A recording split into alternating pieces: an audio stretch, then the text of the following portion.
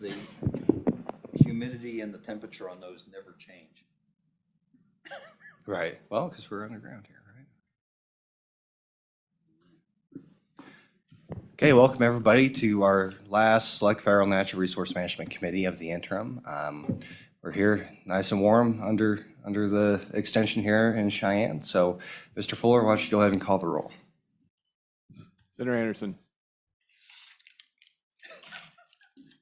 He's here. Right? Senator Beitman. Here. Representative McGuire. Here. Representative Winter.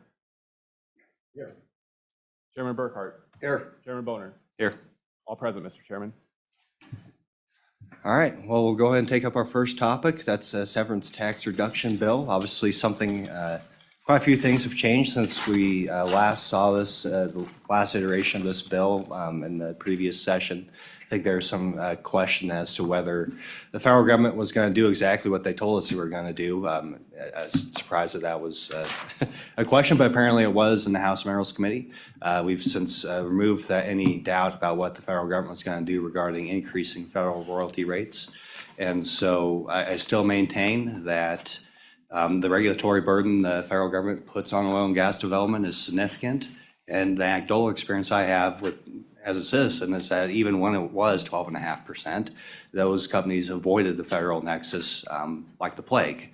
That's how significant the regulatory burden was for our oil and gas developers when they do drill into federal minerals. So the idea here is to provide stability, not just for industry, but also for state and local government, which is negatively affected by this federal action. And we'll get into the details here in a little bit. But with that, Mr. Fuller, why don't you come up and present the latest and greatest iteration of this bill draft. So feel free to take it away.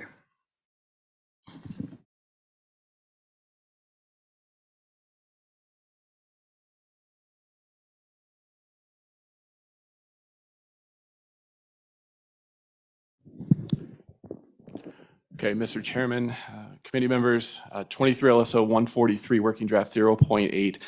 This is a bill the committee requested at the July meeting.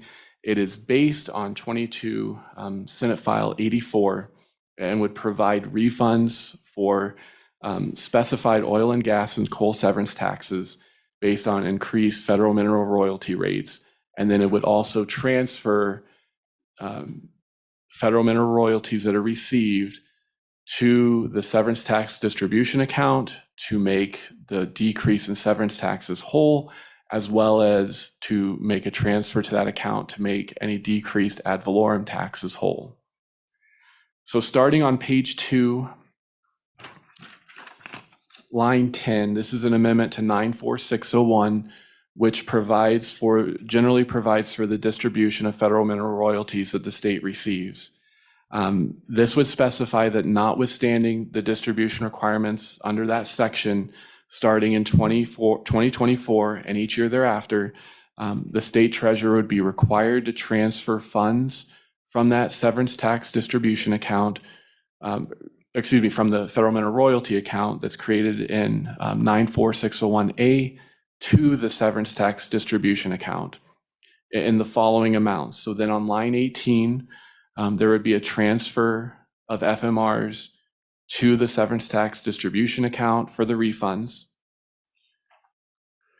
Then page 3, line 1, the amount calculated in paragraph 1, so the amount of the annual refunds would be multiplied by 16.67%, and then that product would be transferred to the severance tax distribution account and then distributed as severance taxes would be.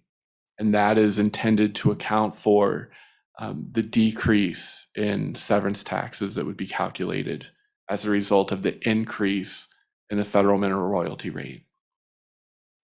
Page 3, line 8 would be a separate amount that's equal to what is calculated under 3913.111E, which I'll describe in a moment, and concerns ad valorem taxes. So if there is a decrease in the taxable value of property as a result of the increased federal mineral royalty rate, there'd be an amount of FMRs transferred for distribution as ad valorem taxes are distributed. Then page 3, line 13, this is similar to language that was in Senate File 84. Before the treasurer transfers any funds required, the Department of Revenue must certify to the state treasurer the amount of funds that are necessary to provide the severance tax refunds, the amount for severance tax distribution, and then the top of page 4, the amount of ad valorem tax distribution. The staff comment just notes on page 4, just notes that these changes reflect work from a working group led by Senator Boner. And as drafted, the refund would be available for 2024 production, meaning that the first refunds would be available beginning in 2025.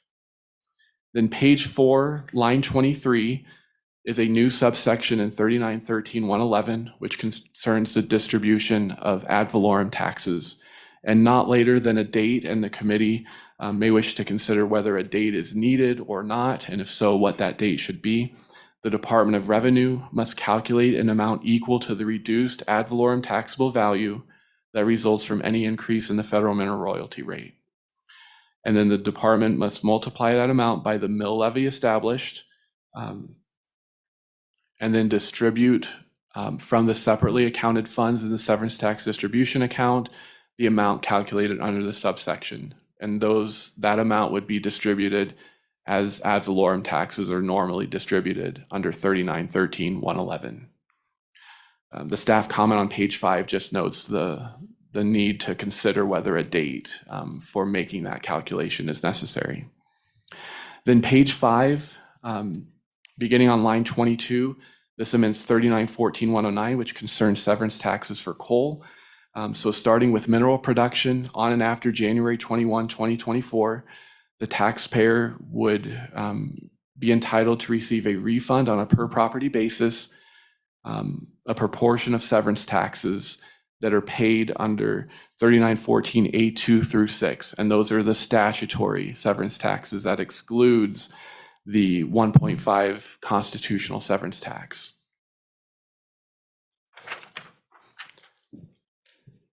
The refund, so now on page 6, line 5, the refund as provided must be in accordance with the following. It's equal to the amount of any increased royalty levied against taxpayers as a result of any cumulative increase in the federal mineral royalty rate from the rate that was in place on July 1st, 2021. And then that would be multiplied by the gross percentage share of the state under 30 USC 191A, and after deducting the mandatory administrative costs that are imposed under 30 USC 191B. And then that amount would be multiplied by 75% to approximate the reduced value of the gross product resulting from the increase in the FMR percentage.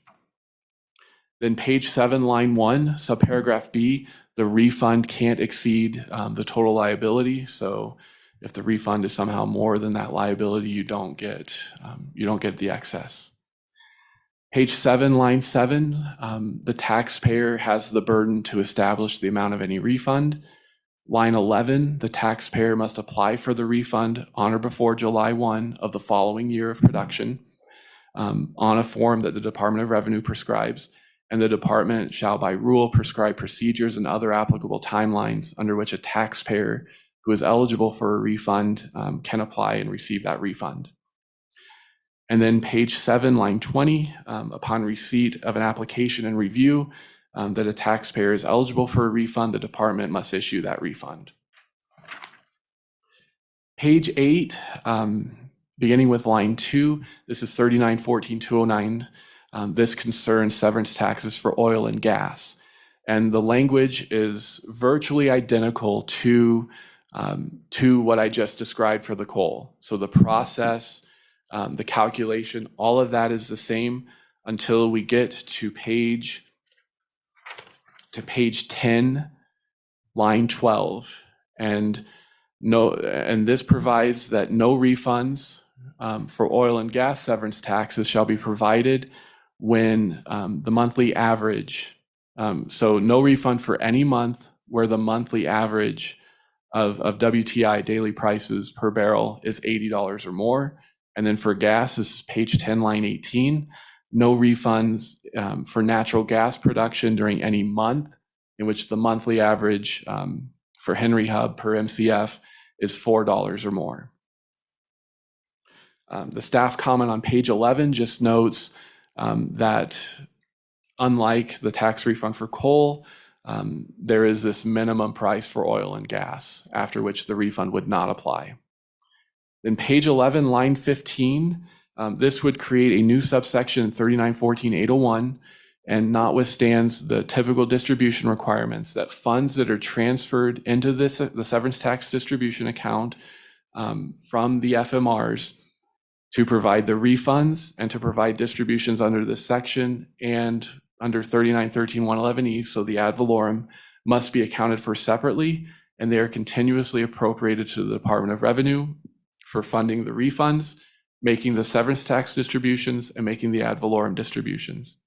Then line 26, beginning on September 1st, 2024, and then each September thereafter, the Department of Revenue must annually report to Joint Revenue on the number of applicants for refunds and the number and amount of refunds that are provided, as well as the amounts that are separately accounted for and distributed, both under this section and under the ad valorem taxes. Section 2 on page 12 is rulemaking authority for the Department of Revenue. That rulemaking authority would be effective immediately, and the remainder of the bill would take effect on January 1st, 2024. With that, Mr. Chairman, I'll take questions. Okay, thank you, Mr. Fuller. I do appreciate your work. I think one of the feedback I heard from the previous bill is that it was, apparently too confusing. I think you've removed that excuse, at least with your work here. It's made it pretty easy to follow, and just appreciate your work and streamlining it, and also working in the ad valorem piece, which was missing out of Senate File 84 last year. So thank you very much. Any questions, committee, for, go ahead. Mr. Chairman, with your permission, I have a number of questions. Yeah, go ahead. I wanted to let staff finish the presentation instead of interrupting. So, okay, I'm on page 3, right at the top of the page, Romanet 2. Where does the 16 and 2/3 amount come from, please? Yeah, Mr. Chairman, Chairman Burkhardt, I'm not sure I still fully understand that. That was an amendment from Senate File 84. I believe the way that Chairman Boner came up with this was that 16 and the 16 and 2/3 is a quotient of 12.5 divided by 75, which since half of the reduction is accounted by severance taxes, this is to add that lost severance tax as a proportion. The other thing I would note is that this percentage also does reflect the current federal mineral royalty rate percentage that is being used. And I'm not sure if that plays a role in that, but that's where that number comes from. Okay. Does that make sense, or I can try it? Please, Mr. Co-Chairman, maybe my mind is just fuzzy this morning. All right, well, yeah, it's not the most, I guess, intuitive calculation, because it should be like 12.5%, right?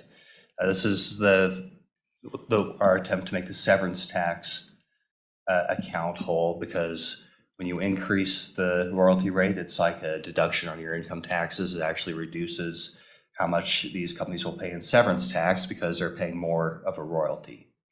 And so when you do all the calculations, then the Department of Revenue can, when they testify, they can testify as to why we came up with, as basically a 25% reduction overall in the overall taxes that these companies would pay based off the increase.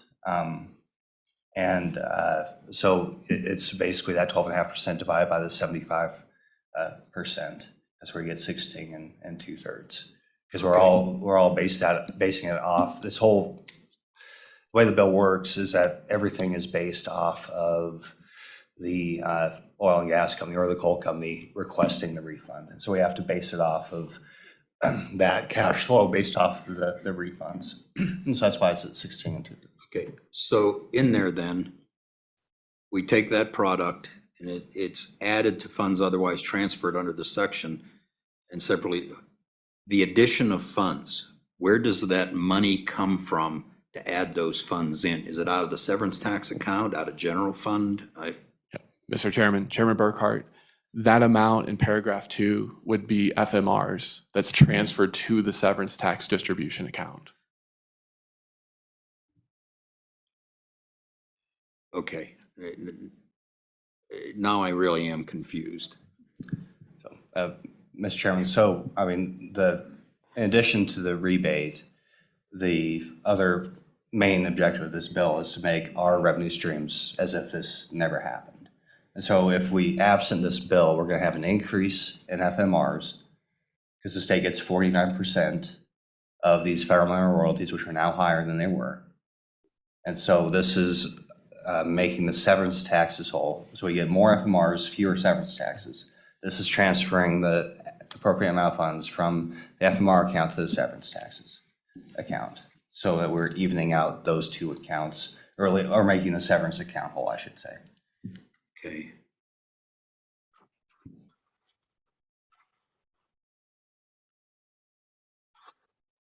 All right. Okay, so Mr. Fuller, moving on. I'm on page 4, and I hate to do this, but I've read this like, I don't know, a dozen times, and each time I read it, I get more confused. So please just bear with me. So in E, on line 23, we talk about calculate amount equal to the reduction in ad valorem tax value. Is that a direct relationship between the ad valorem value and federal mineral royalties? Mr. Chairman, Chairman Burkhart, I believe the reason this is in here is I think that taxable value does account for the FMRs in its calculation. And the idea being if there's an increase in FMRs that an operator pays, there would be a decrease in the taxable value that's calculated. Okay, but Mr. Fuller, is it a direct relationship? How do we know that a decrease in ad valorem in a specific year is due only to change in federal mineral royalties and not some other change? I mean, depending on what the tax values are for other reasons, it could go way down or go way up. I'm just trying to understand the bill because this is a complicated bill. So please just bear with me, and I apologize if I sound like I'm attacking it. I'm just trying to understand. And Mr. Chairman, Chairman Burkhart, that I think the language on lines 25 and 26 make that a direct relationship. So you're only calculating an amount equal to the reduced value that results from the increase in FMR. So any sort of other variable, how you get to that point, I don't know. So Mr. Fuller, is there a way to directly calculate what the reduction in ad valorem is based on an increase in FMRs? Mr. Chairman, Chairman Burkhart, that may be a question better suited for the Department of Revenue. I Okay, personally do so not know the answer to that. Just keep that one in mind when you're up here. Thank you. Okay, and then we talk about the mill levy. Is that the mill levy established by the department or by the counties? Yeah, Mr. Chairman, that would be the county mill levies. Okay, all right, thank you. So over to page 5.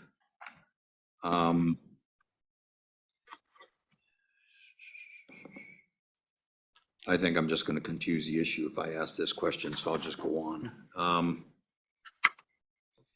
Let's go to page 6. We talk about 75% to approximate the reduced value of the gross product. Again, that's an approximation. We really don't know. Am I correct? Mr. Chairman, Chairman Burkhart, that percentage is, and I'm not going to confess to know the math behind all of that, but I think that is a calculation that was performed based on the increase in the FMR rate with the reduction in the severance tax value, that is the percentage you would get if you plug those numbers in. And I'm, Mr. Chairman, I'm sorry, I don't have the math Okay. locked down. Okay, we'll Department of rely Revenue on the does- department to answer those questions when they And that come was, up. Take lots of notes, please. and that, I'm searching through my email, that was some work that they did that has a nice spreadsheet attached to it that, and we can have them go over the details, or I could forward you the calculations that they use to go ahead and come up with that number. It should be a part of our committee materials from about a year ago, but yeah, I assume remember it being a pretty solid number. It didn't really change too much based off of local ad valorem. Okay, so on page 10, we give an exception if WTI crude is over $80, and I think that should probably be $80 a barrel. Well, it says per barrel, sorry. And then $4 per therm. And that, where did those numbers come from? Yeah, Mr. Chairman, Chairman Burkhardt, I believe, I'm not sure if those were an amendment to Senate File 84 last year. I believe they were, but those were just the same numbers taken from that amendment.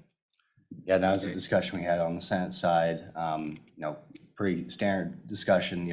We shouldn't, if things are going really well for the oil and gas industry in particular, we want to make sure that the state still gets its, I guess we still want to be extraordinarily dependent upon them for our revenues. And so that was something that we put on the Senate side, is from the Senate leadership concerning from appropriations, frankly. We want to make sure that we still had, some limit there. Okay, but we don't, Mr. Fuller, we don't give a similar break to the coal industry. Yeah, Mr. Chairman, Chairman Burkhardt, there's no ceiling for the Okay, coal. considering spot market it was hanging around $30, I think it still is. So, okay, and I see we do not include the Canadian sour index because a lot of gas, a lot of oil in Wyoming is sour. In fact, the refinery in Sinclair runs on mostly sour crude. So I think that is probably something we need to include. So thank you. So, Mr. Fuller, a few sessions back, we did pass some severance tax breaks for the oil and gas industry with some tipping point numbers in there. How did these, do you recall how these compare to those numbers from that bill? Mr. Chairman, Chairman Burkhardt, I can look quickly in a moment. Okay, I can't remember the bill number. I keep wanting to say 243, but I'm not sure that's correct. Okay, so, and then on 11, on the page 11 on the distribution, how do we handle a surplus in that account? If not all the companies claim it, we have money left over. Is there a way to handle the surplus?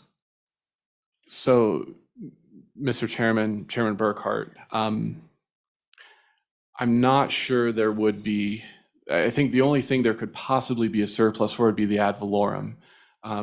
There's three kind of different buckets that would be transferred. The first would be an amount equal to the refunds. So, if you don't apply for a refund, that amount's never going to be transferred.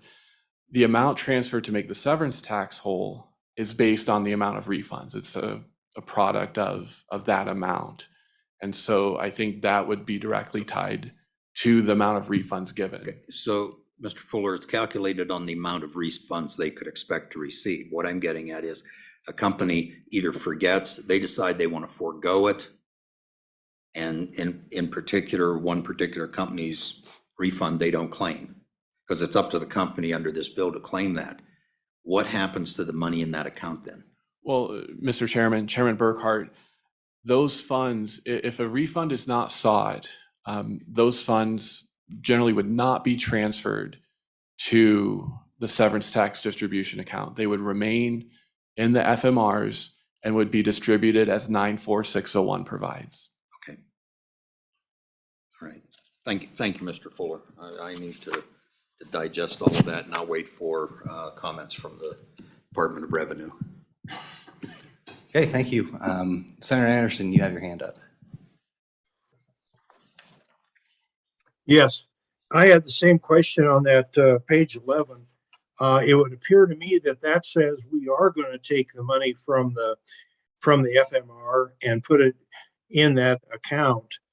And then if they don't claim it, I have the same question that Representative Burkhart has. What do we do with that money? I'm getting two different communications here.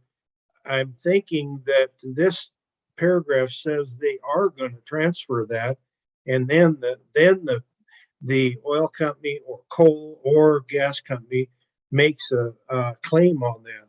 But maybe I'm misreading this bill, that first they make the claim and then we put the money in. So I'm a little confused on that one also. Thank you. And Mr. Chairman, Chairman Anderson, the way I would read page 2, line 18, this is 946010, which is referenced in the subsection on page 11. The transfer is in an amount equal to the funds necessary to provide the refunds. So if a company, the way I would read that is if a company does not apply for a refund, the funds would not be transferred. And perhaps I'm misreading that, but that's how I would read that. And then paragraph 2, which is making the severance taxes whole, that is based on the amount of the refunds that are necessary. The one thing I couldn't speak to would be, the ad valorem, because that would take into account the reduced taxable value. But I think that's only intended to make that whole versus, any excess.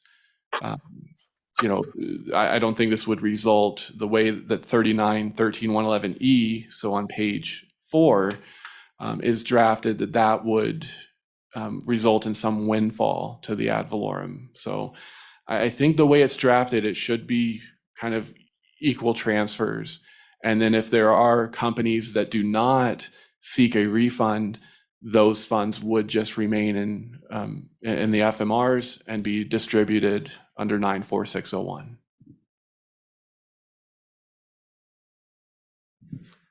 Any further questions, committee? Go ahead, Representative. Thank you, Mr. Co-Chair. Mr. Fuller, do you have an idea of the potential total impact to our taxes from this? I'm reading this, obviously what money we get will go down. And Mr. Chairman, Chairman Burkhart, I can answer that momentarily. I'll pull up the fiscal note from last year's bill. Okay, And thank you. Yep. All right, and we further have calculations that I could send to the committee very quickly in terms of the total amounts based, I think, off of 2018 production. And, it's pretty easy to plug into Excel spreadsheet so you can mess around based off of production and the, overall price of the product. But yeah, I mean, it's tens of millions of dollars is what we're talking about, that if nothing else, if we don't do anything, it's going to affect our revenue streams to that extent. And once again, the whole idea is for it to be revenue neutral, and it is for the state and local governments. But it's important to understand the scope of this, of the impact of this federal change on our revenue streams for state and local government if we do nothing. So yeah, we can send that out. I have that in my inbox somewhere, and I can send that to the committee. That where it is a pretty easy spreadsheet to manipulate, so you can see what the impact is either of passing the bill or doing nothing. And like I said, we're talking about tens of millions of dollars based off 2018 production.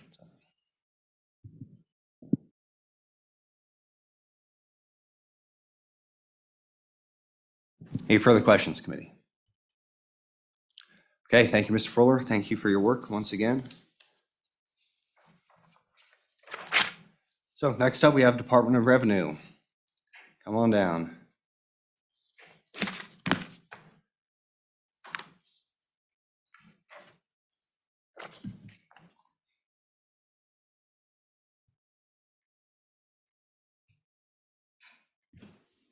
Good morning, Mr. Chairman, members of the committee. Brenda Henson, Department of Revenue Director, and I have with me Craig Granvik, who's the Mineral Tax Division Administrator.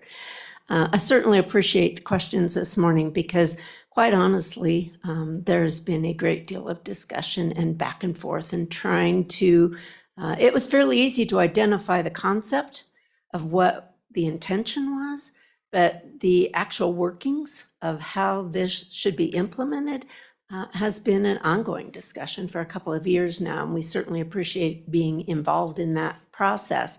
From the 30,000 foot level, definitely what this is intended to do is to look at federal mineral royalties and the funds that Wyoming receives from those federal mineral royalties and transfer those to the severance tax account, and then provide a refund to producers of an amount that is the difference of the severance tax that is paid and the ad valorem tax that is paid, and how those increased federal mineral royalties affected that taxable value.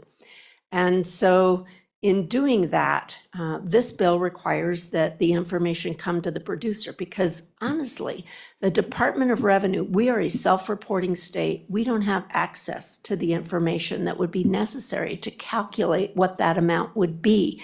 The other thing we don't have access to is we don't have access to those contracts. We don't know what they're paying. We assume they're paying the 12.5% on those currently. The other piece of this is that it's only new leases, is our understanding that this would be applicable to. It wouldn't impact any current leases. So that being said, the only place we can get that information is from the producer. And Mr. Grenvik will go through some of that administrative piece and what we're going to need from those producers and to implement this process. The other part of that that is significant in this bill versus last year's bill is the component to make taxing entities at the local level whole. That in itself was a little bit overwhelming in that we know we've got, for 2022, we had 611 taxing authorities that receive funds from property taxes. We have over 600 tax districts. That means that the entities within the boundaries of that tax district have the authority to levy those taxes. So the only way that we can drill down to, we can get to the difference in taxable value based on the information that's provided by the producer. But we don't know what the difference in tax dollar was unless we get down to the tax district level. And once we get to the tax district level, we know what the mill levy is. For example, in this bill on page 11, it talks about us providing a report September of 2025. It says 24, but I would encourage the committee to amend that to 2025, because 2025 is the first year that we'll be providing actual refunds for 2024 production. So the way the valuation works for ad valorem is that prior year production, we certify that to county assessors no later than June 1st of the year following the month of production. That's when the actual assessed value is known. And then the mill levies aren't set until the first part of August of that year. And so once that is done, then we'll know what the dollar amount is that was the difference. When we take the net difference in taxable value times those mill levies per taxing district, and then we can send a check to the local county treasurer. So it means that we're only sending out 23 checks, or however many counties had producers that applied for refunds. And then it's the county treasurer's responsibility for distributing those funds to the local entities. But with that, I think it would be best perhaps if Mr. Grenvik talk about the process and what we would expect from producers, and also the cost of propping up. This is absolutely new. So we've got to put some programming in place that would enable the producers to apply for this refund online on our current system that we've got, where they're reporting monthly. And Mr. Grenvik, if you wouldn't mind going over some of those details. Good morning, Mr. Chairman, members of the committee. I'm Craig Grenvik, the Administrator of the Mineral Tax Division. First, I want to thank Brian and Director Henson, it's much more difficult trying to explain all of these parts than it is actually getting in there and calculating the amounts. So I'm glad I'm just focusing on the calculation. Basically, all we're really needing from the taxpayers, the producers, is one different number. And that is, we know what you did pay, but what would you have paid royalties on?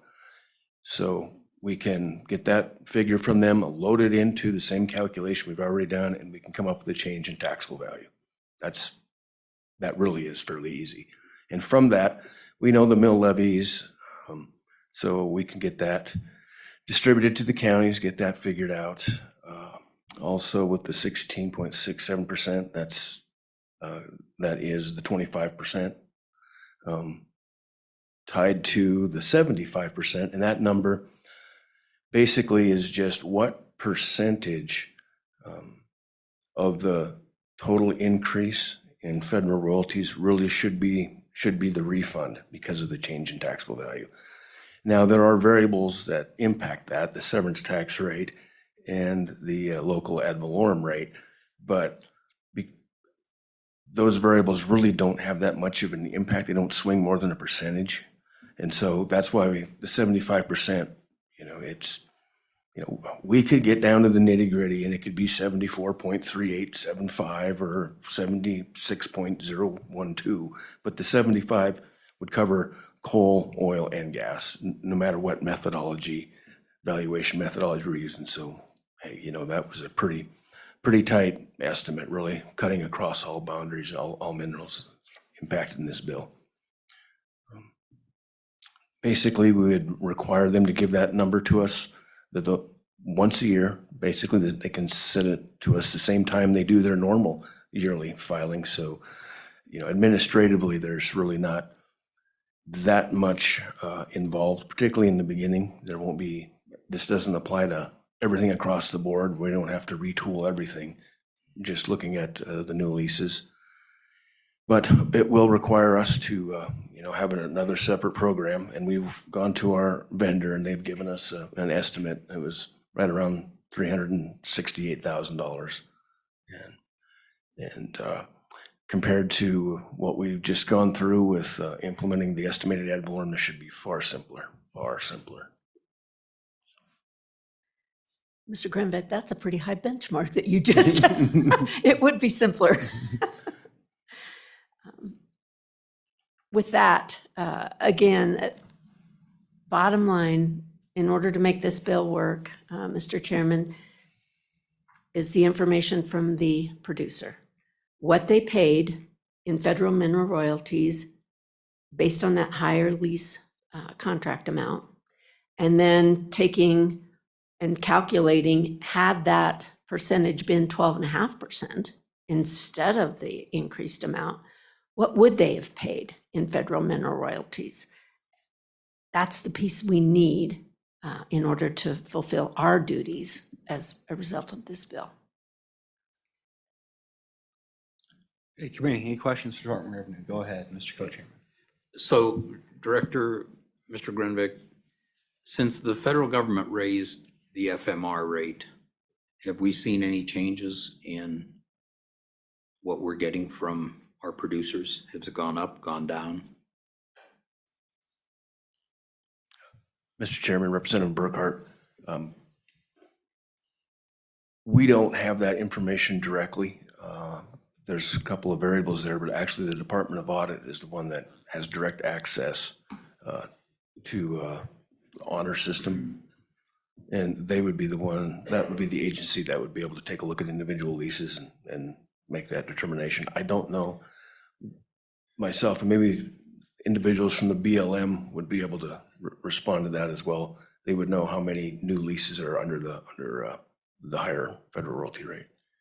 All right, Mr. Chairman, that lease sale was just a few months ago, so I imagine it'd take at least a year or two to actually get those into production at the earliest. And so I'm sure they'd have a specific answer if they want to come on down at some point. But yeah, I think that and that's one of the other discussions we had last year is, okay, is this premature? I don't think it is at this point. You start talking about 2024 production, I'm guessing you could very easily have some of these leases that just were sold as latest sale be in production by 24. And when we talk about the lawsuit regarding the EIS, I have some very specific feedback for that because, you know, it looks like in that lawsuit, they just sued based off of all the leases that have happened in the past 2 years. And I personally witnessed drilling on those leases on our own family property. So it can move in a year or two time frame. It seems like it's possible, maybe not common, but it is possible. And so I think the answer to that question is not yet, but we can expect that within the time frame I think that we contemplate in this piece of legislation. Okay. So, Director, Mr. Grenvik indicated it'll be about $400,000 to make changes in your computer system. Will you have to add staff? Mr. Chairman, Representative Burkhart, I don't believe so. Okay. Initially, at any rate, we don't anticipate that this is, it's one of those things where you have to put the programming in place, whether we have one applicant or we have 100 applicants. And so initially, I don't believe that that is going to impact staff. I would note that as a result of the monthly ad valorem, during the supplemental budget request, I'll be asking for one additional staff member in the Mineral Tax Division. We've got a total of 15 right now. I'm hoping to add one more, but it's more related to the monthly ad valorem implementation. So, Mr. Chairman, so Director, the ad valorem values, who determines those? Mr. Chairman, Representative Burkhart, we are a self-reporting state in that monthly, our producers report to us that taxable value for severance tax, and we're using that initial report as the estimate for monthly ad valorem as we have implemented the program. And then it's reconciled to the gross products report that's required by statute. So they're reporting monthly for severance tax, the majority of them. We do have some monthly filers, annual filers, but I won't get into that. But the majority of them are reporting monthly. Then we have a reconciliation process that we look at their gross products report that's reported to us in February of the year following production for that production year. Then we certify values. And so, and then of course, there's the audit process that follows after that for some of the accounts. So basically, we're monitoring, but we are a self-reporting state. Thank you. Mr. Chairman, I'd like to digress for a minute. I have one question for staff that now isn't clear to me. So, Mr. Fuller, I'm unclear as to where it says in here this is for new leases. I might have missed something. Like I said, I'm really foggy this morning, so.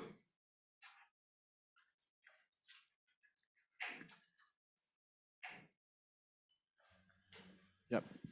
Mr. Chairman, Chairman Burkhart, it does not specifically say new leases. What it does say, though, is that the refund is an amount equal to the increased percentage. And so an old lease would not have that increased percentage. And the way I would read that would not, the refund would be zero because there's no difference in that royalty rate percentage. Okay, thank you.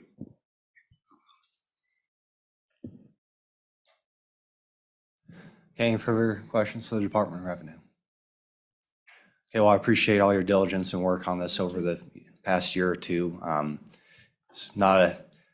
It's a simple concept, more complex execution, and what I'm prepared to explain to my Senate colleagues is that's, maybe it's due to the fact that we have very complex revenue streams. That's a decision the legislature made.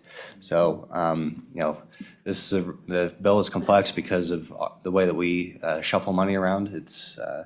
But I don't think that should prevent us from making policy decisions. So, okay. And Mr. Chairman, just in response to a couple of the previous questions, the fiscal note actually did not specify a specific dollar amount of what would be impacted. It basically outlined the calculations that would be made to determine that.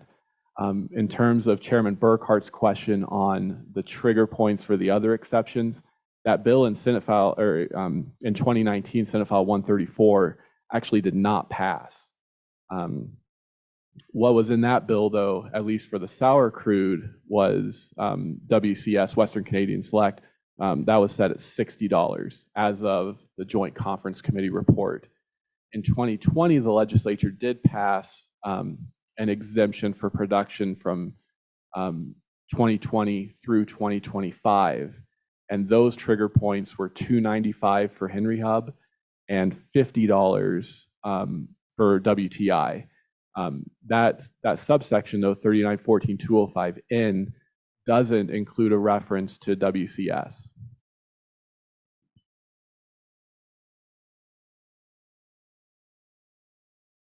Okay, any further questions, committee? Okay. So hopefully we got a good understanding of how the bill works, all the work that went into it from the Department of Revenue, and as well as had some county treasurer input as well. And speaking of which, next up we have Mr. Ryman from the County Commissioners Association. So feel free to come on down.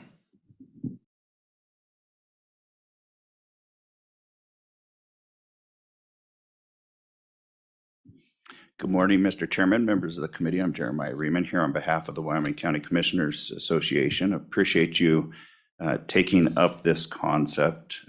As you know, an increase in the federal mineral royalty rate does have an impact on local government revenues and in particular state revenues to the negative.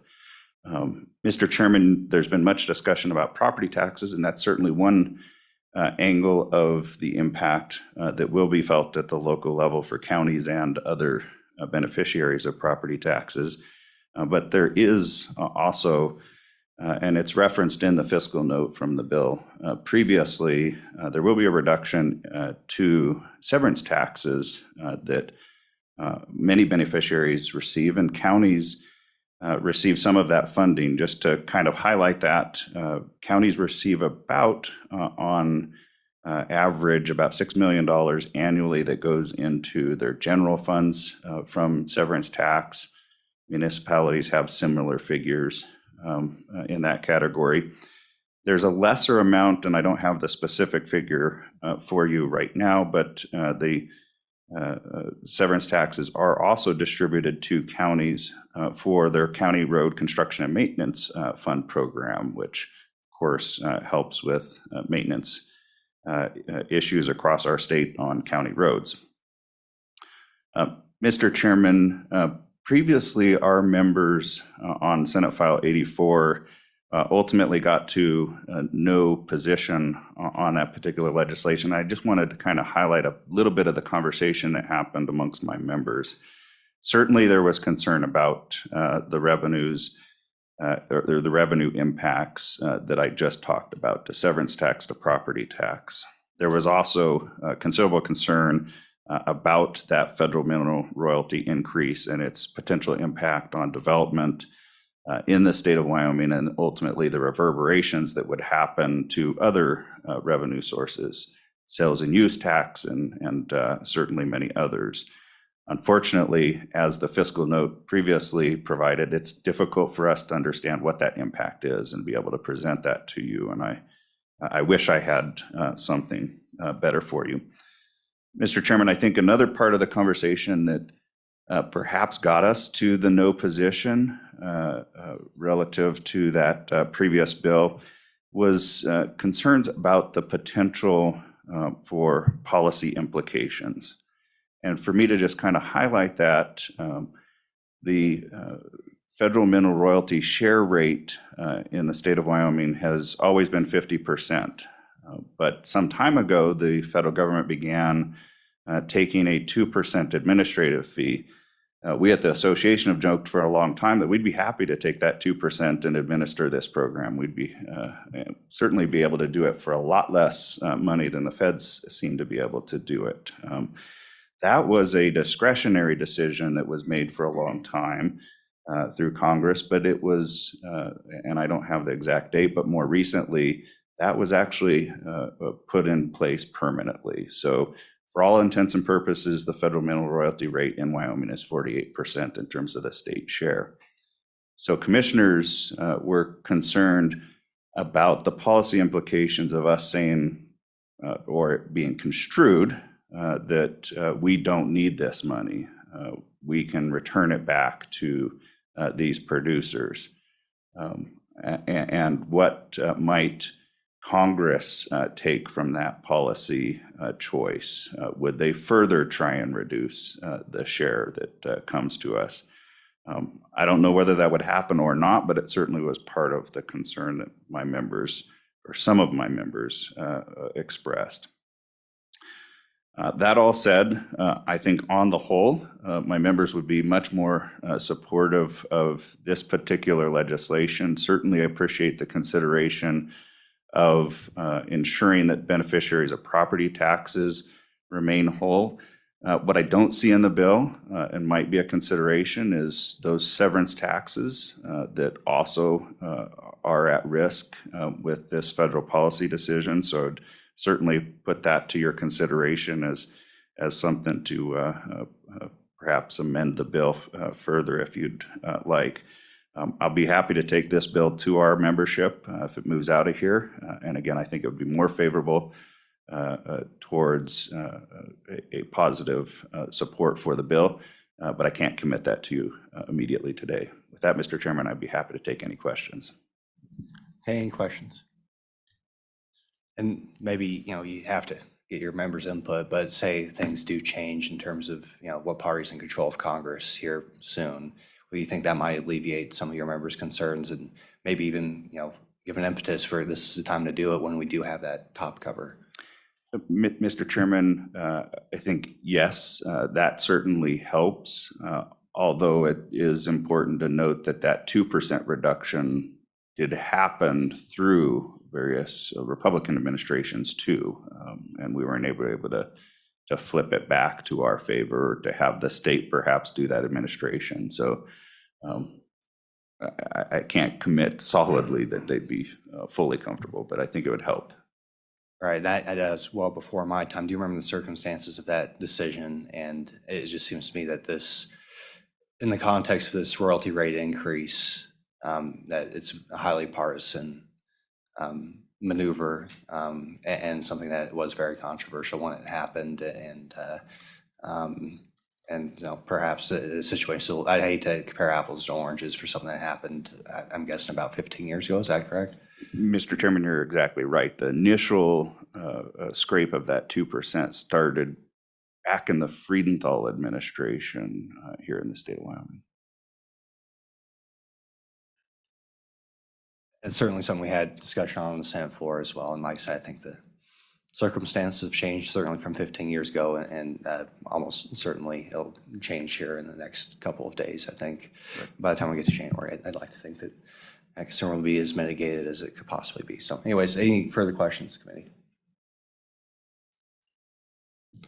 Okay, thank you. Appreciate your testimony, and I look forward to engaging with your organization. Okay, so that gets through the scheduled public comment or scheduled testimony. We'll open up to public comment at this time. Mr. Detai, you're coming on down.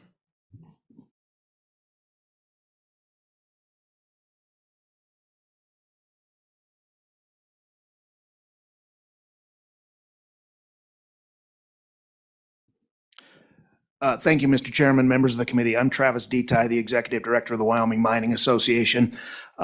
In support of the concept, and if the smart people in the room can get the math right and get the bill right, we support this. And mainly, times have changed a little bit even since we came before this committee in support of the bill in the last session. We simply don't know what's going to happen on the coal side. As of right now, as you all know, there is an undergoing review of the federal coal leasing program. We do not know what's going on with that, but one of the things that we do expect is an increase in the royalty rate, similar to what the agency came out with under President Obama's administration. There is a moratorium currently in place. We can't lease any more coal. And I think this is kind of troubling because all you have to do is look at the newspapers and look at some of the earnings that have come out. Coal is having a very good year this year. Coal is in demand. The demand is strong. We have sold out. All our coal is under contract. Mr. Chairman, Representative Burkhart, spot prices are about $17.15 right now. We're not selling a lot on the spot market because of our coal is contracted right now, and those contracts are running roughly between $12 and $13, and that's strong. That's a good, strong coal price. The issue we're having right now, probably talk a little bit about it later on today, we're having trouble getting our contracted coal to utilities right now. So this should be a banner year for coal, but we're having certain issues. We can never get anything, never get all of our ducks in a line, it seems right now. But you know, what companies are looking to right now because of the demand, and there's going to be demand in the foreseeable future because we need coal. Gas prices today are about $6. We're competitive when they're about $2.50. So there is going to be a demand for coal, and you're seeing there was an article in Bloomberg just yesterday about some of these premature closures of coal-fired operations, postponing that because we simply need coal. And so as companies are planning right now and looking to leasing more tracts of coal, they can't do it right now, but they're planning on it. We've got operators that are planning and looking to do that. And so our concern comes from, you know, with some of the uncertainty in the next couple of years in Washington, D.C., and what comes out of that. Are they going to raise the royalty on a new lease? Are they going to come back and say, you know, we're going to raise the rate on a lease modification? We just don't know. And I think what this concept and this bill, Mr. Chairman, does is it gives us a little bit of, you know, to keep the tax burden low, we're thankful that this body last year passed the severance tax reduction. That's helped because operating costs are high right now. Everybody knows, and it's not just the coal industry, it's everybody. The inflation is killing us. The diesel prices are killing us. And, you know, hell, we don't even know if we're going to have diesel here going into the next start of the year. So anything we can do to keep our operating costs down and sensible, to keep our operators strong, and we're strong right now. We're having a good year. You know, anything we can do helps. So in support of the concept, and if we can get it right in the bill, we will support it. And Mr. Chairman, with that, I will stand for questions. Let's go, Chairman. Thank you, Mr. Chairman. Mr. Detaille, would you rather have this bill or just a reduction in your severance tax for coal? Mr. Chairman, Representative Burkhart, you know, they're both appealing. If the body chooses to go back and grab another 0.5% on severance taxes, we're not going to say no to that at all. You know, we support any effort of this body to keep our tax burden, you know, as low as we can get it. But if it's Mr. Chairman, if it's an either or, which benefits your business the most? You know, I'd have to go and do the back of the napkin math. They would both benefit us. If you can do both, that'd be great. I don't want to be greedy, Mr. Chairman, Representative Burkhart, but like I say, anything you guys can do to keep the burden, the tax burden and our operating costs down to where we can do business and continue to generate the revenue and jobs for Wyoming is helpful and appreciated. Okay, well, I guess he's not going to try for a third time. That's okay. So just wondering. Never say never, Mr. Chairman. That's right, yeah. So just wondering, maybe a little bit different way of asking that. What would it take for the federal government to increase the royalty rate for coal? Would it could be done administratively? Does it require an act of Congress? What would it take to actually go out? Mr. Chairman, both. I think the most likely scenario is, it could be done either way. The most likely scenario is administratively through the review of the federal coal leasing program. But sure, certainly someone could run a bill and try to do it too. So it could be done both ways, but the most likely way I would say is administrative. Right, yeah, that'd be a relatively straightforward way of doing that over the next 2 to 3 years, it would seem like. Well, and I think Mr. Raymond brought up a really good point is, you know, we don't know what's going to happen in the next 2 years. We're going to have a lame duck Congress going in for the next few months, and then, you know, we'll hope for gridlock, but what the administration decides to do and what a Republican Congress can do to check that, there are just really a lot of unknowns. Mr. Chairman, question. Thank you, Mr. Chairman. Mr. Detaille, with no new leases, how much coal can we continue to get out of Wyoming? What's the life expectancy of the current leases? You know, Mr. Chairman, that is a great question, and I think it varies. I couldn't say as far as tons, but I think with the various operators up there, you've got leases, you've got operators that have got 10 years worth of coal, you got operators with 20 years worth of coal. You know, and it all depends on demand and how much we need to make. Mine operating lives up there, which is not, you know, that's not equivalent to the leases. You know, they're running about 30 years right now. Okay, thank you. Okay, anything else, committee? Okay, thank you very much. Thank you, for Mr. your Chairman. testimony. Any further public comment? No? Okay. Anything online, Mr. Fuller? Nothing? Okay. So going once, going twice. Public comment is closed on this topic. Committee, what's your pleasure? Mr. Bill. Moved by Senator Bidman. Seconded by Representative McGuire. Okay, any discussion, committee? We had some input from the Department of Revenue as far as amendments. I have to find where that was on page 11. Line 26, changing 2024 to 2025, is that correct? Okay, so I'll entertain a motion to make that amendment before I forget. I'll make that motion, Mr. Chairman. Okay, moved by Senator Bidman. Seconded by Representative McGuire. Any discussion on that one? Okay, all those in favor say aye. Aye. Opposed say no. And motion carries. Also, the department could come back up real quick. I have a question on page 4, line 23. We have a blank date there. Just wondering what your input is on that. What would be the best for your administration of this policy change? Mr. Chairman, again, Brenda Henson, I don't believe we actually need a date, even if we were to strike that, and just have the sentence state, the department shall calculate the amount equal to the reduced, because basically, as soon as we have all the information, as soon as we know what that taxable value difference is and what the mill levies are, which are not established until August of the year following the year of production. So as soon as we have all that information together, we'll definitely be reaching out to provide this number to the state treasurer's office so that we can get the money to make the refunds. So I don't think it's necessary. Okay, very good. Okay, so looks like we just heard we want to strike on page 4, line 23, starting with not, going to year, comma.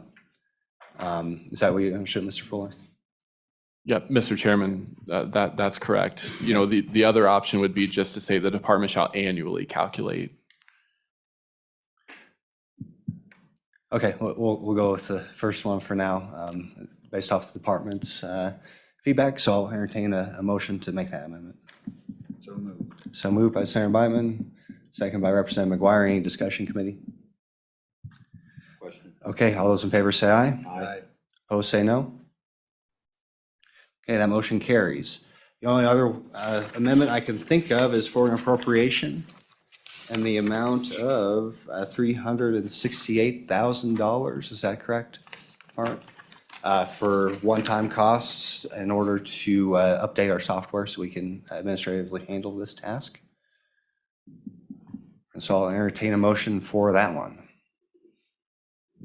Well, Mr. Chairman, knowing the Appropriations Committee is going to have that, should we double it to make sure you get all your money?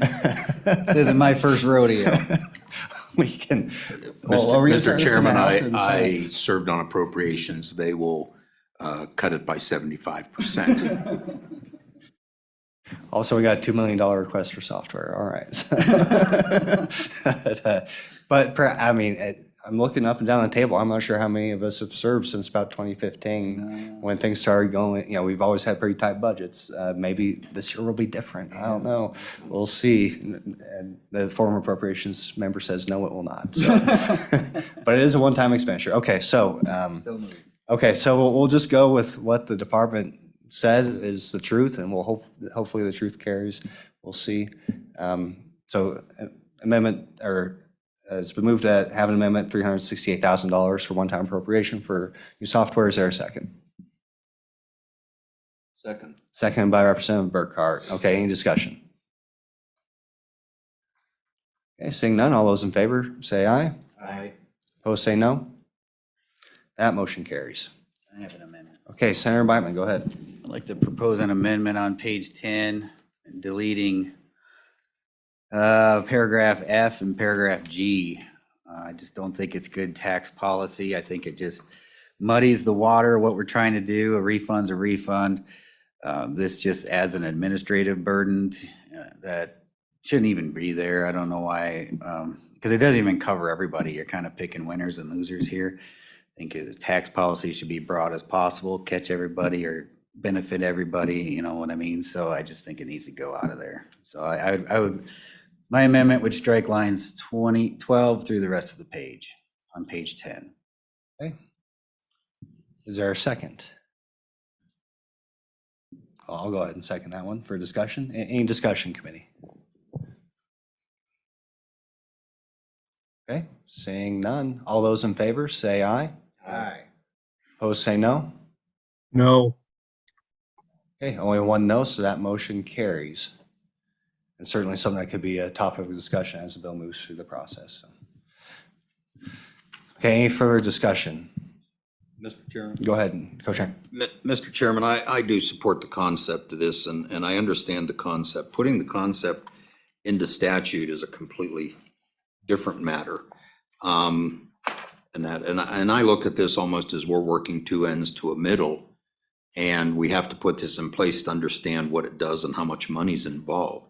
Now, I can support to get it out of the committee, but I'm not ready to support it beyond that point unless I really understand it. Frankly, at this point in time, I couldn't go on the floor of the House and present this bill. I don't think I understand it enough and would do justice to it. So just wanted to put that out there for the committee. Like I said, I can support getting it out of committee, but I don't know that I can support it beyond that.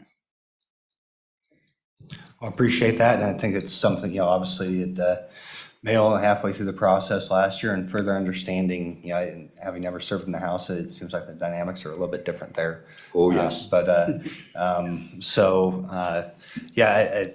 I guess from the Senate perspective, we recognize the tremendous amount of work the Department of Revenue has put into this. And so relying on the subject matter experts, people who do this for a living, I hope that carries some weight in this discussion. And once we, like I said, the complications of this bill are due to the fact that the legislature's made a decision to have very complex revenue streams and different dips and tips. I just hate for that to prevent us from making a relatively simple policy choice to mute the impact of negative federal policy decisions for our state and local governments, as well as provide some sense of stability for a very important industry, which is in the crosshairs of some very powerful people right now. So I hope that we can get past our own limitations in state government and the legislature in particular, and do something that's meaningful for the people of this state. So look forward to working with the co-chairman and really going over in depth, because I agree it is not the simplest from an administrative perspective, but I think we should keep our eyes on the prize, eyes on the goal. And if the people who are going to actually be doing the work have signed off on it, I think that's good enough in my mind, but then again, I'm in the Senate. So, okay, any further discussion? Mr. Chairman, I'll just tack on to what you just said. I think the concept is very, very simple. It's truly a refund of the difference. And what looks confusing is, like you said, tying it into our convoluted tax system that we ourselves, not us, but maybe our forefathers, did to us.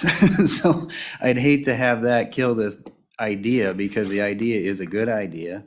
And we have to be open for business in Wyoming, and with more than half, almost 2/3, and probably more than 2/3 of our minerals being owned by the federal government, we've got to do something to keep the cost down here. We've got sagebrush grouse. I haven't had enough coffee yet. Sage grouse. We got mule deer corridors now to deal with. We've got very sophisticated landowners. We've got a lot of federal land. Wyoming is not cheap for oil and gas development, and that doesn't even talk about coal, our coal guys. So anything we can do to keep the lights on in Wyoming, just remember, the people that are celebrating the 18.75% royalty rate, 0% of 18.75 is zero, right? If you don't have any production, if nobody's coming to town to drill on these federal leases, nobody's buying these leases because it's too expensive to operate in Wyoming, we're getting nothing out of it. This way, with this idea, and I applaud the chairman for bringing this idea, it basically keeps things the same for them if they so choose to participate. So on and for the bill. Thank you, Senator. Any further discussion? Mr. Chairman? Go ahead, Senator Anderson.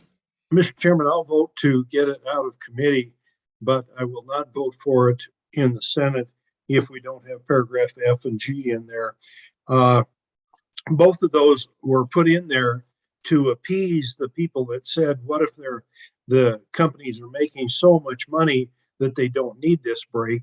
And we put that in there to make this more palatable to everyone. And I want to have those paragraphs in there. Thank you. Yes, thank you, Senator. And that's certainly the adjustment we had to make on the Senate floor to ensure that bill's passage.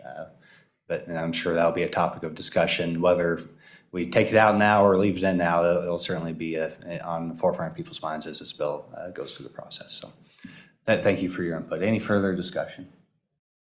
Question. Okay, all those, okay, I guess we'll do a roll call vote. Go ahead, Mr. Fuller. Yep, Mr. Chairman, vote on 23 LSO 143.0.8 as amended. Senator Anderson.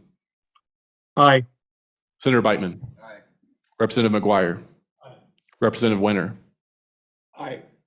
Chairman Burkhart. Aye. Chairman Boner. Aye.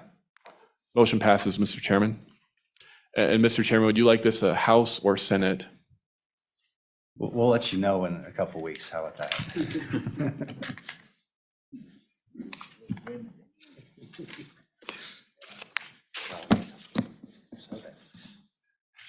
Okay, thank you for your good work on that committee. Thank you, Department of Revenue, County Commissioners. Looking forward to continuing to engage with your organizations as we continue to discuss and develop this concept. So we are slightly ahead of schedule. We'll go ahead and let's go ahead and take a break. 10 minutes, we'll come back at 10 o'clock with our 10 o'clock topic with the Bureau of Land Management. Good to see you all here. So we'll get started right at 10. Thank you. Mr. Chairman? Oh, Senator Anderson, go ahead. Mr. Chairman, I'm going to excuse myself and go to that funeral that's today. So Okay. I'll be back. I'll be back somewhere around noon if you're still meeting. Okay, looks like we do have a fairly full agenda. Certainly understand you do what you got to do. And normally I would say you're generally inexcusable, but we'll go ahead and let you be excused. So. Oh, thanks. Thanks, Dave. All right, thank you. Hoping to see you this afternoon. Okay, so 10-minute break. Be back right at 10 o'clock. Go ahead, Coach Chairman, you guys. Okay.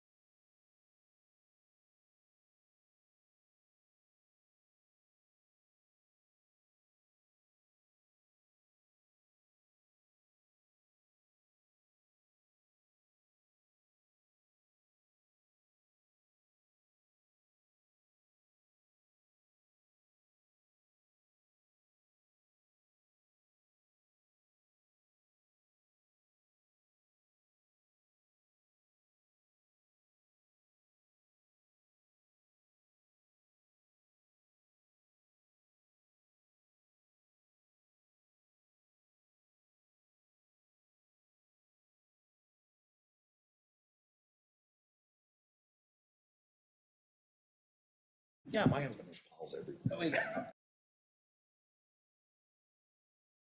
Yeah, she uses the printer and everything. Jeez. Okay, I suppose we'll go ahead and get going again. We're just a little bit after 10 o'clock. So next topic is the BLM. So we do have our federal partners here. So welcome again to the Select Federal Natural Resource Management Committee. You can thank Chairman Burkhart for changing the venue here in Cheyenne. So hopefully that made it slightly less treacherous trip down. So good to see you as always. And we're here to hear any updates you have about federal oil and gas leasing as well as wind and solar development on federal land. Yes, Mr. Chairman, I am able to predict the weather and road conditions. One of those mysterious things about House members I don't understand. Okay, go ahead. I broke a toe one time and it tells me exactly what it's going to do.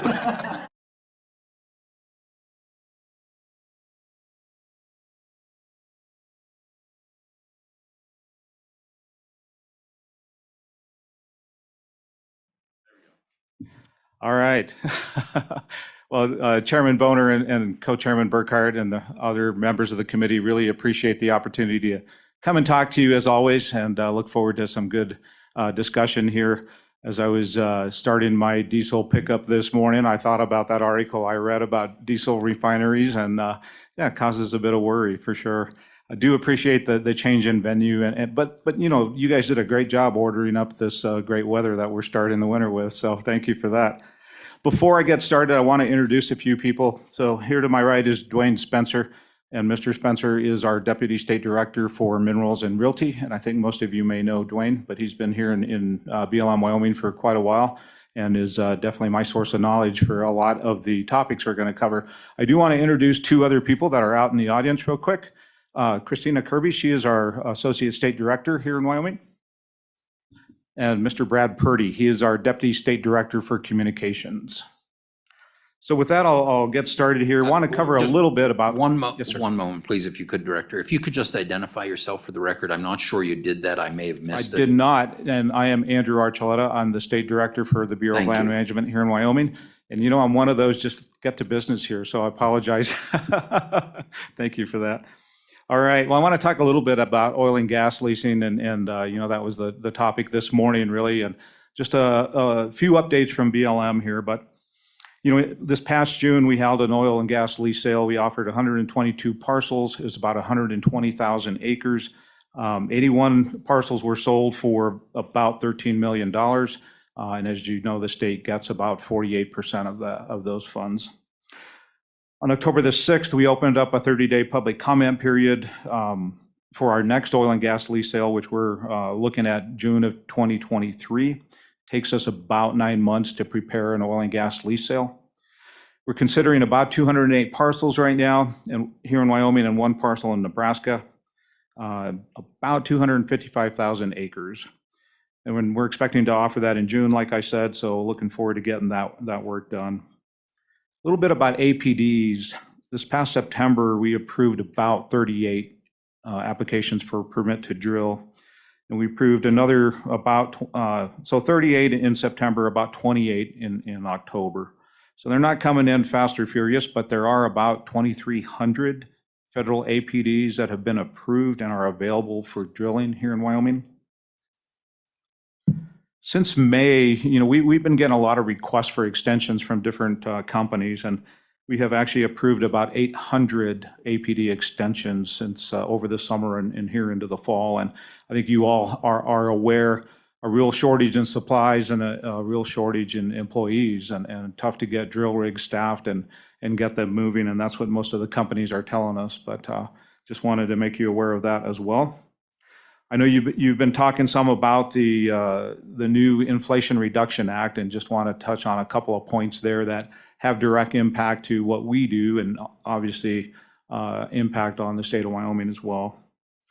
There was an increase in leasing minimum bids from $2 per acre to $10 per acre. There is an increase in gas royalty rates, which you guys are well aware of, from 12.5% to 16.67%.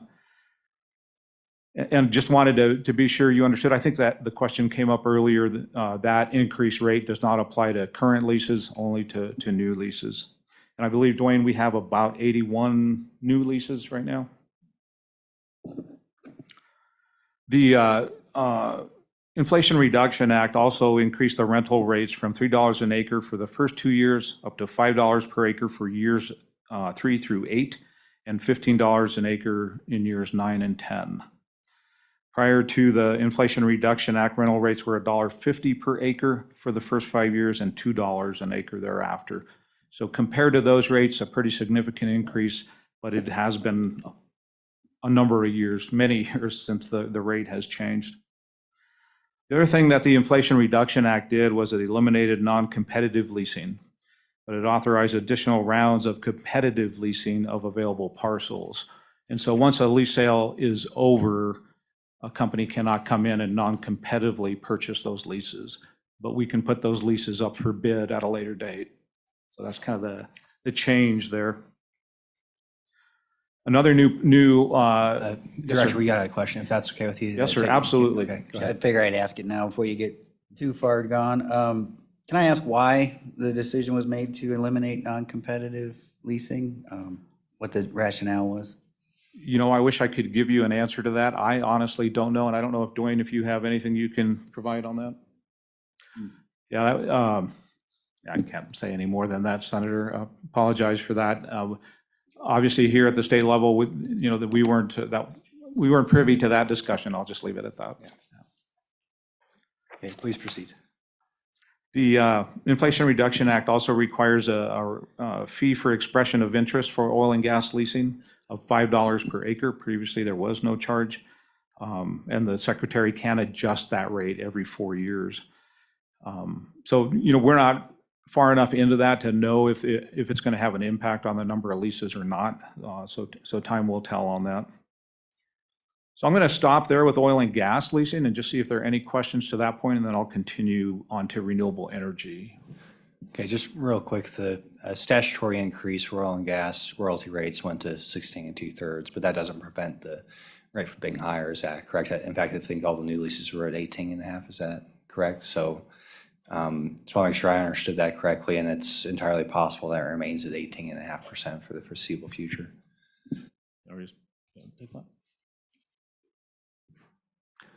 Chairman Boner, Dwayne Spencer, Deputy State Director, BLM Wyoming. The 18.75% royalty rate was a decision at the secretarial level based upon the leasing plan that they put together. I don't believe there's any plan now that it's the legislative increase of 16.67% is in place to use the 18.75 anymore. And the scoping notice that went out for the sale was at the 16.67%. Thank you, Mr. Chairman. Regarding the fee for expressions of interest in oil and gas leasing of $5 an acre, is that a refundable fee if the lease sale doesn't happen, or are they just out the $5 an acre just for asking permission to, I don't know, lease, I guess? Senator Brightman, I don't believe it is refundable, but yeah, as far as I know, it is not a refundable fee.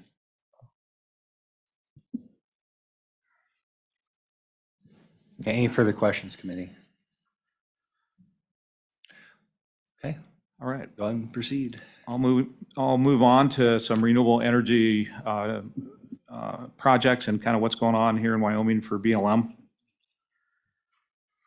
I first want to talk a little bit about Inflation Reduction Act and kind of the connection that was made with oil and gas leasing as well. So in order for us, so, you know, we approve renewable energy projects through our right-of-way program. And through the Inflation Reduction Act, the requirement to issue a right-of-way can only be done within 120 days of a oil and gas lease sale. So 120 days prior or previous to an oil and gas lease sale. The other criteria for issuing a right-of-way is that within a 1-year period preceding the date or issuance of a lease, we either have to have leased 2 million acres or 50% of the acreage of expressions of interest. And keep in mind, that's not specific to Wyoming, that's nationally. So those numbers are based on a national lease sale of 2 million acres, or 50% of that lease sale is expressions of interest. So when we've met those criteria, within 120 days, we can issue a right-of-way for a renewable energy project. And want to say, make it specifically to wind and energy, does not apply to geothermal. Mr. Archuleta, and I don't want to interrupt your presentation too much, but I do have a question on solar, because I've gotten a number of questions, concerns, complaints from constituents over some of the solar projects here in Wyoming and the amount of land that they pretty much take out of multiple use. Specifically, one I've heard is the one over by Genesis Alkali, east of Green River, that there was some concern that land was sterilized and BLM land taken out of the multiple use consideration. Can you address that at all? Sure, Senator or Representative Burkhart.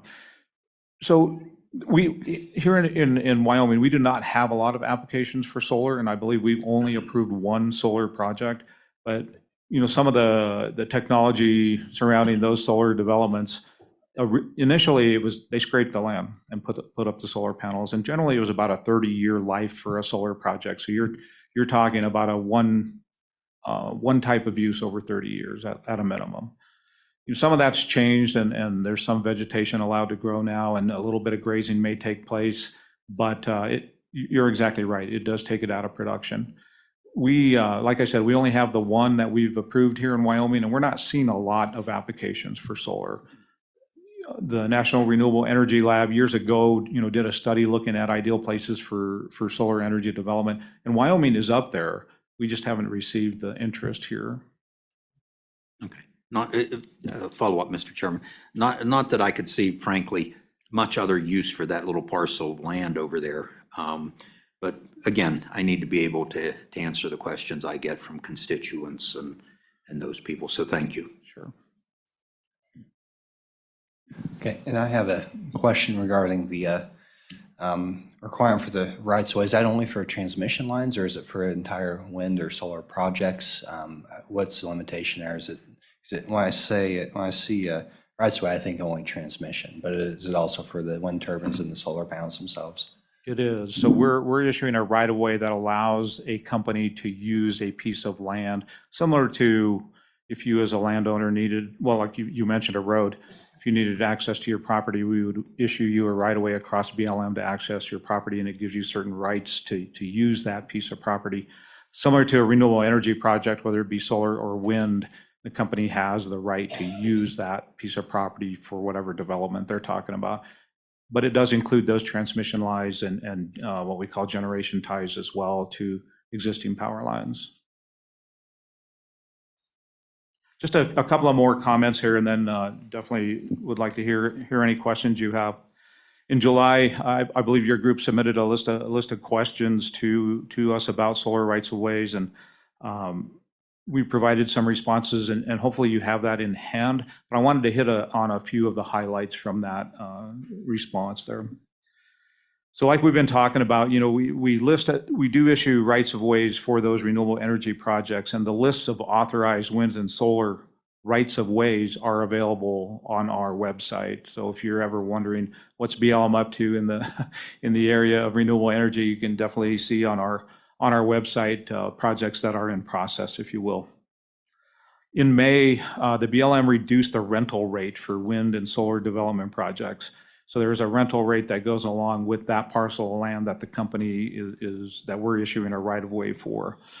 It wasn't so much in Wyoming as it was in other states, but some of the values that were being used, and it comes out of the Agricultural Research Service, but some of the values that were being used because of the counties they were in, and a lot of this came out of Southern California, the values were super high compared to the market value of that property. And that's why some of the rental rates were changed.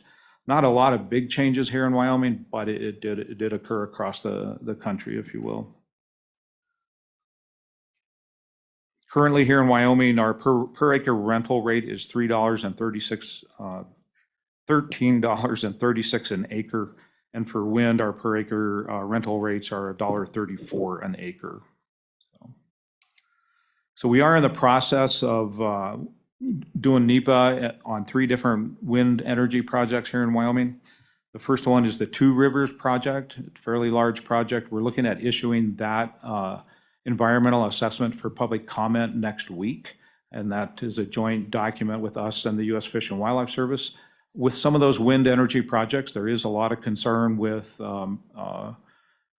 large raptors, golden balding eagles, and you are probably aware in the Shirley Basin, that's a big migration corridor. And so trying to be really sensitive and understand, the impact that wind projects might have on some of those raptors. 2 others are the Lucky Star project and the Maestro project, all generally in the same area of the Shirley Basin. And then we are also working on 3 wind test projects. And the testing projects are, a company will come in, wants to know if the wind in a particular area would support their proposed wind project. So we have 3 wind projects going on and 3 that have moved on into the NEPA process. So I'm going to close right there with comments that I have and happy to answer any questions that you might have.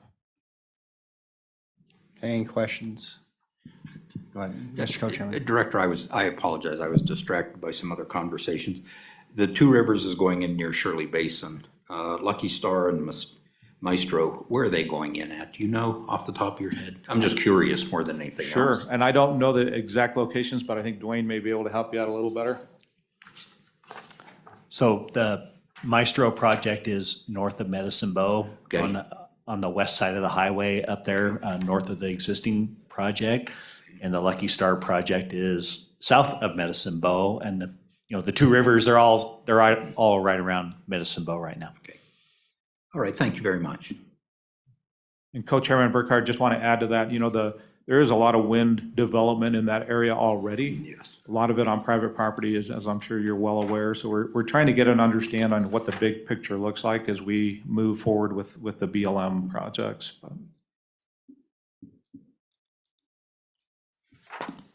Okay, any further discussion, committee? So I have a few questions. First of all, going back to that relationship with the Inflation Reduction Act between issuing lease sales and, issuing rights of way for wind and solar development. Just how often would you say on average you have to issue a right of way for wind and solar development over the past several years? How often does that occur? I don't know if I have a specific answer to that, but because it takes, similar to any large project, takes multiple years to develop a project. So it takes multiple years to get to the point where we are actually prepared to issue a right of way. Just take the Two Rivers Wind project, for example. That EA will come out here. It's still got, some public review and other parts to that process. Normally, we'd probably be looking at issuing that right away next spring or summer. So now what we'll have to do is look at, the criteria from the Inflation Reduction Act and probably delay the issuance of that right away closer to an oil and gas lease sale. So I don't know if I have a really good question for you, but we're not issuing a large number because they're such big projects. So, you're probably talking maybe 2 or 3 a year when you tie in transmission lines and large scale projects. That's just BLM Wyoming. So. Okay, absolutely. So I guess maybe more direct question, how often do you foresee the BLM offering an oil and gas lease sale with these new statutory requirements? Is it going to be quarterly? Can we expect a return to that schedule, or is it going to be some other time frame? When you want to speak to that?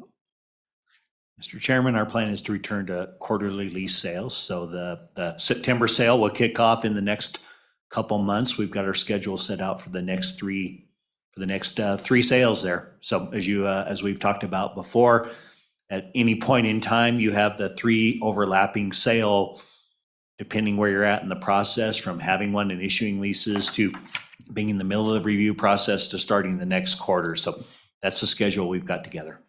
Okay, thank you. Appreciate that. Any further questions, committee? Representative McGuire.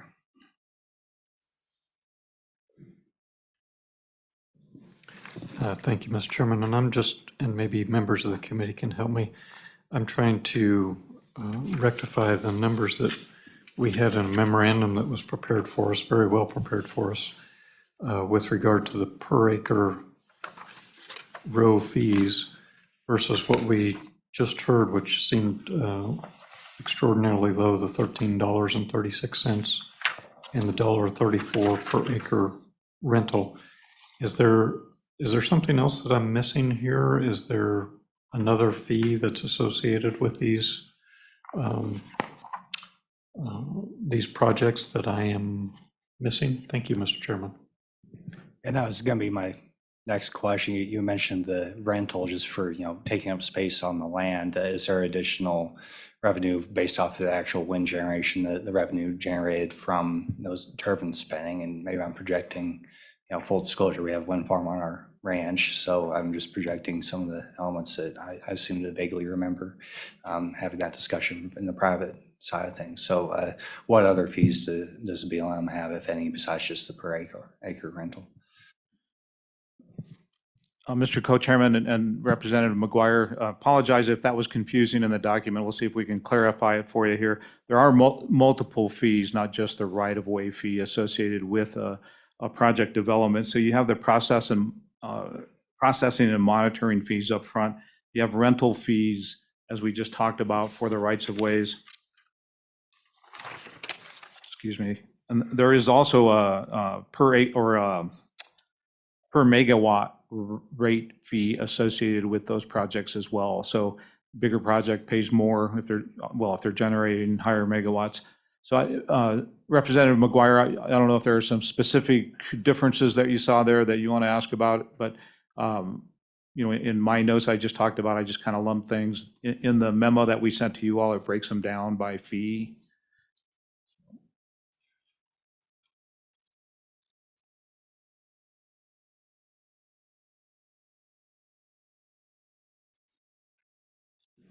Thank you, Mr. Chairman. And kind of adding on to that discussion about other fees, what's the cost? Does the BLM charge a per animal kill fee for bald eagles and other hawks and different birds that get killed by these wind turbines? Does that tack on to additional fees, or are they allowed to take so many eagles or birds a year? Can you walk us through how the public is compensated for the loss of birds? Thank you, Senator Beitman. When we're talking about bald and golden eagles and a lot of the other large raptors, it's really part of that's the Fish and Wildlife Service responsibility. And so while we work very closely with them, they will develop a take permit for the project proponent. We don't get real directly involved in those what goes into the take permit. We take what the Fish and Wildlife Service produces and we use that in our analysis. So I don't know that I can directly answer your question beyond that. And so going back to the per megawatt fee, is that a standard payment that it's kind of a boilerplate thing? Is that something BLM negotiates? And so maybe talk a little about the process and then maybe tell us what the average fee is, average rate is for per megawatt, if you can divulge that.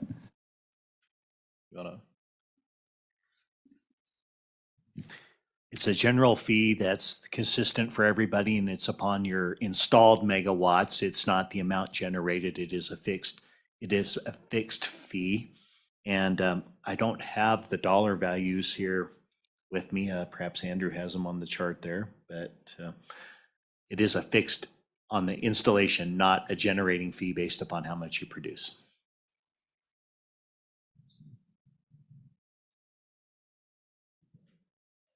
So just looking here for, trying to find an example that makes sense to explain here.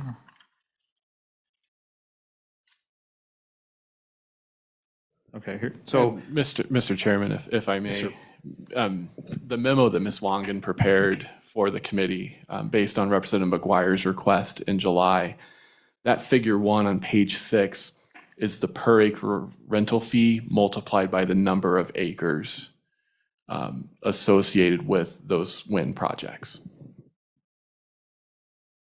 And if you go on to figure 2, it's got the estimated megawatt rates for some of the Wyoming projects, Sweetwater Solar, which Representative Burkhart asked about earlier. Year 1, they paid $40,000. Year 2, it was $80,000, and it basically doubled up to year 4 there.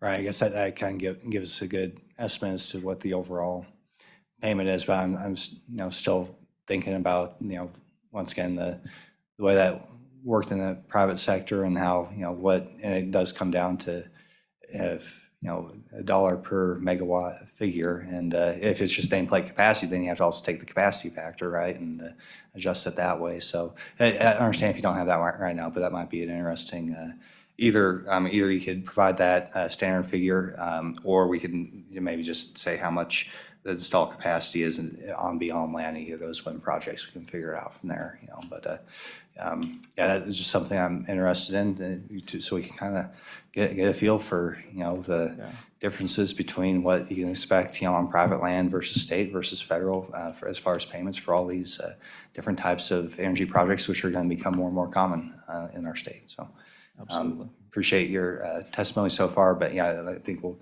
drill down a little bit on some of those figures, and that'll be helpful for me at least. So, Mr. Co-Chairman, if please follow up with any questions, or if we can get those questions and provide you that formula or those values. It's easy enough to do for us.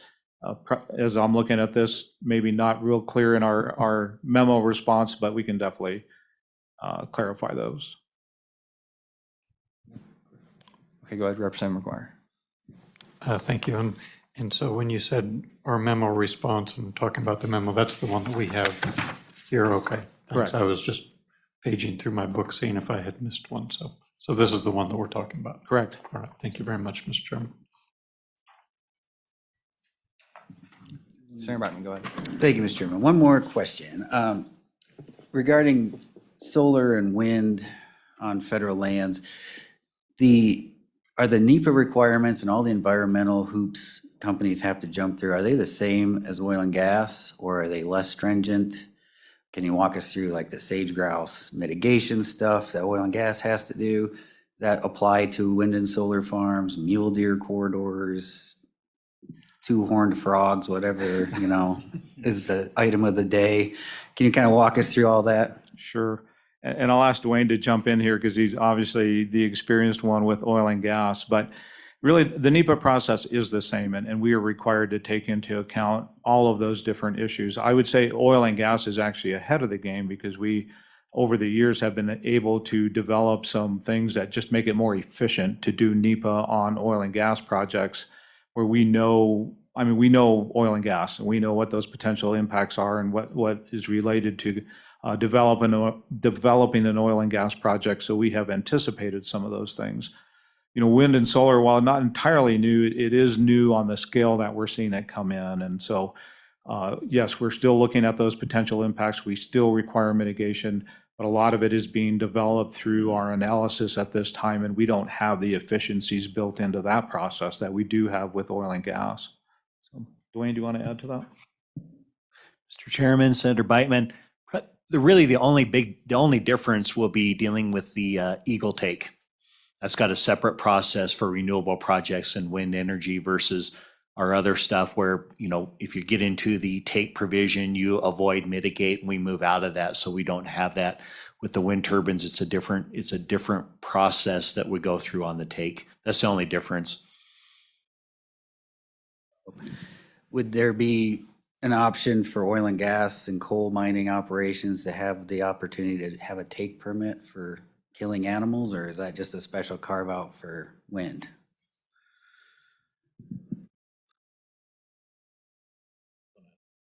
Well, I was going to look at the boss here who knows it better. Mr. Chairman, Senator Beitman, there have been projects approved at the big environmental impact statement level that disclose that level of take and take measures to reduce them. Like, for example, a lot of the big oil and gas projects that had a lot of electrification associated with them, and the power line, the installation of perch deterrent and other electrocution, there was a level of take identified with some of those. Not project direct take, like a wind turbine versus an oil and gas well. It's just, those are some of the lessons learned when you talked about the planning process on what you look at. It's one thing we're seeing as we go through it is your typical exclusion area for a right of way. Typically, it was based on certain factors there, and we really didn't have a lot of them built around wind turbines because that was relatively, we didn't have a lot of them going on there. So that's where we're finding some of our planning decisions is like, wow, you got to look, we had avoidance. It may not be an exclusion area for a pipeline because it's buried. You get out of season, you get it done versus a turbine. And so that's a few of the planning challenges that we face when we're putting it together with renewable, particularly when you don't have a lot of it going on with a reasonable foreseeable development forecast. Like put together oil and gas, we all feel pretty comfortable that we can project what it's going to look like over the life of that project. When it comes to renewable projects, we're not quite there yet enough to get into kind of that competitive mode that State Director Archuleta had in his previous job. He dealt with that all the time. You could have a little better idea of where you were going to have and move around. But up here, we're not quite there yet. The companies work together to avoid overlapping with each other and creating situations that have to be addressed through a competitive process. So other than the take is really the biggest thing dealing with on wind. I'll just add real quickly to that, Senator Beitman. When you're dealing with a lot of it has to do with risk and the risk associated with two bald and golden eagles associated with a wind project is a lot higher than that associated with an oil and gas project. The risk to other migratory birds probably maybe equal, but probably a little higher with oil and gas, at least when we were dealing with open pits and those kinds of things, than it was for wind and solar. But anyway, it is based on a risk analysis, and that's how Fish and Wildlife Service approaches that. So. Thank you, Mr. Chairman. And so there's no trick question involved in this. So my question has to do with setting the market. And so historically, oil and gas in between private, state, and federal lands have all sort of come together just because of the historic practices. One of the things that I hear from the people in my neck of the woods, central Wyoming, is that it's extraordinarily difficult to compare the prices of a wind development on federal land versus private or state land. And combined with that, I would say the perception is that the federal land is lowering the market and bringing that market down. So I'm just curious, don't need to comment if that's, I'm curious, is there any kind of a mechanism that's in place or you anticipate will be put in place to help try and normalize so that everybody's dealing with kind of on a fair playing field and the people who, the private landowners won't feel that maybe a development is bypassing them for some other place, particularly to go on federal land? Thank you, Mr. Chairman. Representative McGuire, I'll take an initial stab at it, and then maybe Dwayne wants to jump in here. So I've not heard that actually, and it's curious to me because we usually get a lot of complaints that it's more expensive to develop on federal land for whatever type of project because of the NEPA that we require. But if our per megawatt fee is much lower than say what the profit that's occurring on private land, I could see that being an issue. But honestly, that's never been brought up to me.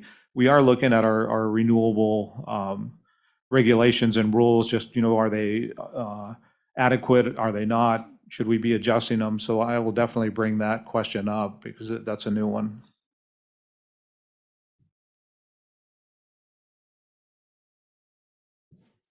Mr. Chairman, Representative McGuire, as State Director Archuleta mentioned, there was a recent effort to review the rental rates on federal lands, and in all the feedback we got from all the other states, really was no comments submitted really about the rental rates Wyoming and some of the states with not the level of development. Like California had a lot of issues with how they were valuing the rentals and all of that. That had to be adjusted.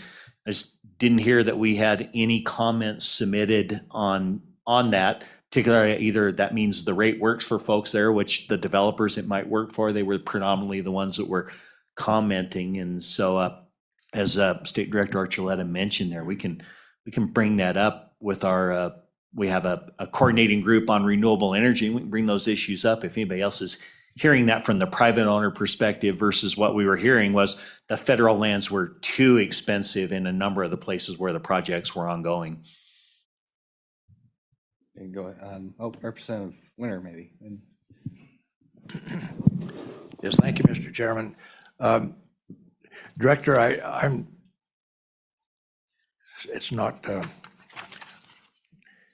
just not understanding this megawatt fee. It's my understanding that you folks said it's a fee that is established. It's not based on anything like what they're producing or whatever, just based on some factor that I don't understand. So could you explain a little bit about where these megawatt fees come from and if they are based on whether they're producing or will produce, or just how that works? Thank you. Mr. Chairman, Representative Winter, the fee is based upon your installed capacity. So if you have an 8 megawatt generator, that fee is on that 8 megawatts. It's not that you generated X number of megawatt hours during the year. It is a national fee that was set that was going to be charged to every installed project on the installed and built amount, not the generating. And when that was set up, it was kind of the same issues came up there as they looked at comments, because there was no reporting mechanism set up to have a report come in every month to say I generated this many megawatt hours. Here's what I have. There is not a royalty system set up for right-of-ways is really what it came down to. And based upon all the comment that it came in that you should do it on the installed capacity, not set up a reporting mechanism, kind of like a royalty rate where it varies every month. That idea was not adopted. So it's a fixed rate that's applied every year to the number of megawatts you have, to your size, your installed generation capacity that's there, not your actual generation. Representative Winter, I'll just jump here real quick. So kind of the idea was, oil and gas, coal, it's something we can put our hands on, something that the federal government actually owns. Wind, solar, not the same thing, but the idea was, how do we get the American public compensated for the use of those materials on public land? So like Mr. Spencer said there, it's similar to the royalty rate with oil and gas. That's how I view it. So.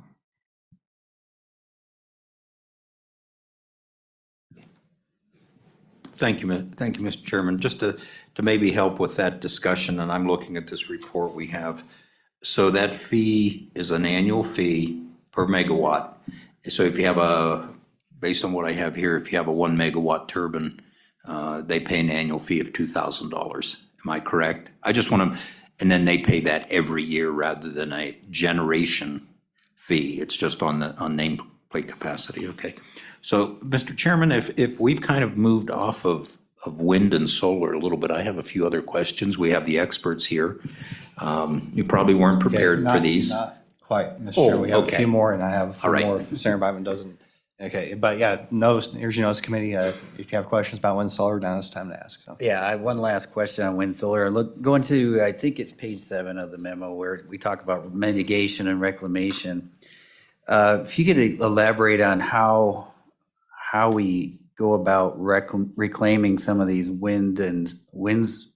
particular windmill sites. There's a lot of concrete involved. What are we doing with the turbine blades? How are we disposing of all this stuff and getting the ground back to where it was?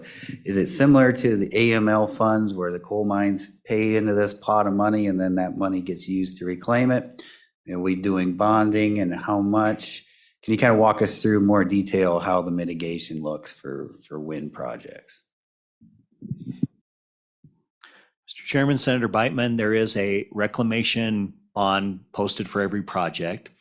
And that is based upon, there's a reclamation cost estimate prepared to remove the turbines, get rid of the roads. The cement base has a mix depending on what they proposed in their initial proposal. Sometimes it's left in place, sometimes it's totally removed, and that depends. As far as where they haul the material, it has to go to an approved facility. That's as far as we go, as long as they're hauling it to a state-approved disposal facility. That's it. And so that bond is in place.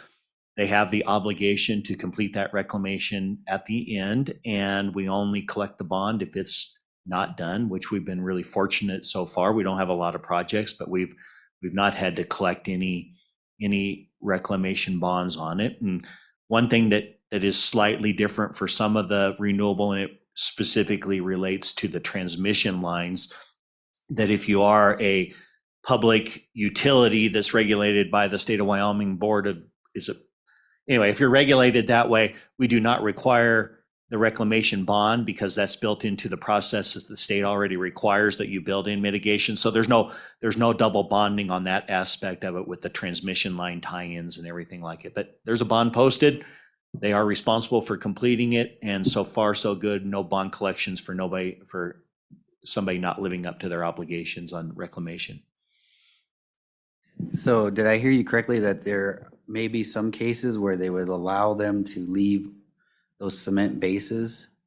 And that doesn't sound like we're claiming the land back to its original state. That's going to be a huge cleanup cost for my kids and my grandkids someday.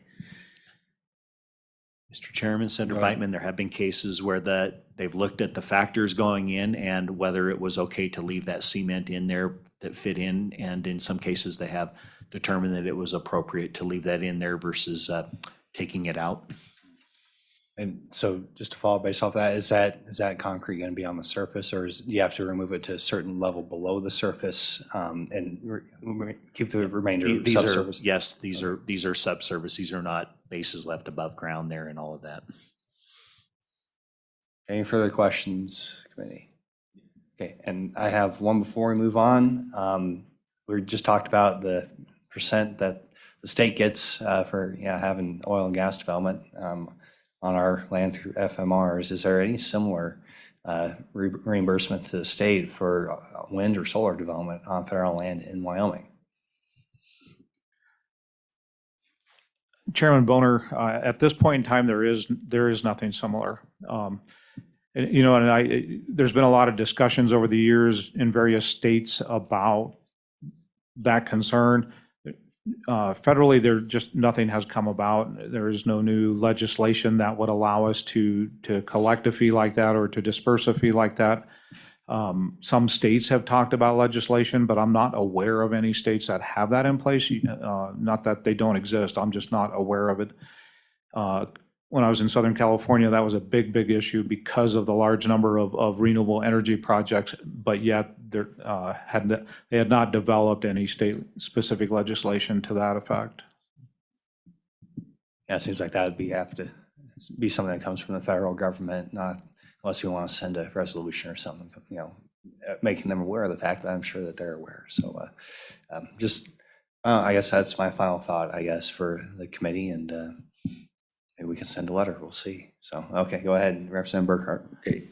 Thank you, Mr. Chairman, and I know you weren't prepared to answer these questions, but I think it's useful information. So I know of 3 potential pumped hydro projects in Wyoming, and I would imagine 1 or 2 of those at least will impact federal land, BLM land, and that. Do you have rules in place for those, or would they be handled like any other, call it, industrial project on the land? Sure. So Co-Chairman Boner and Representative Burkhart, we don't have specific rules for pump projects per se.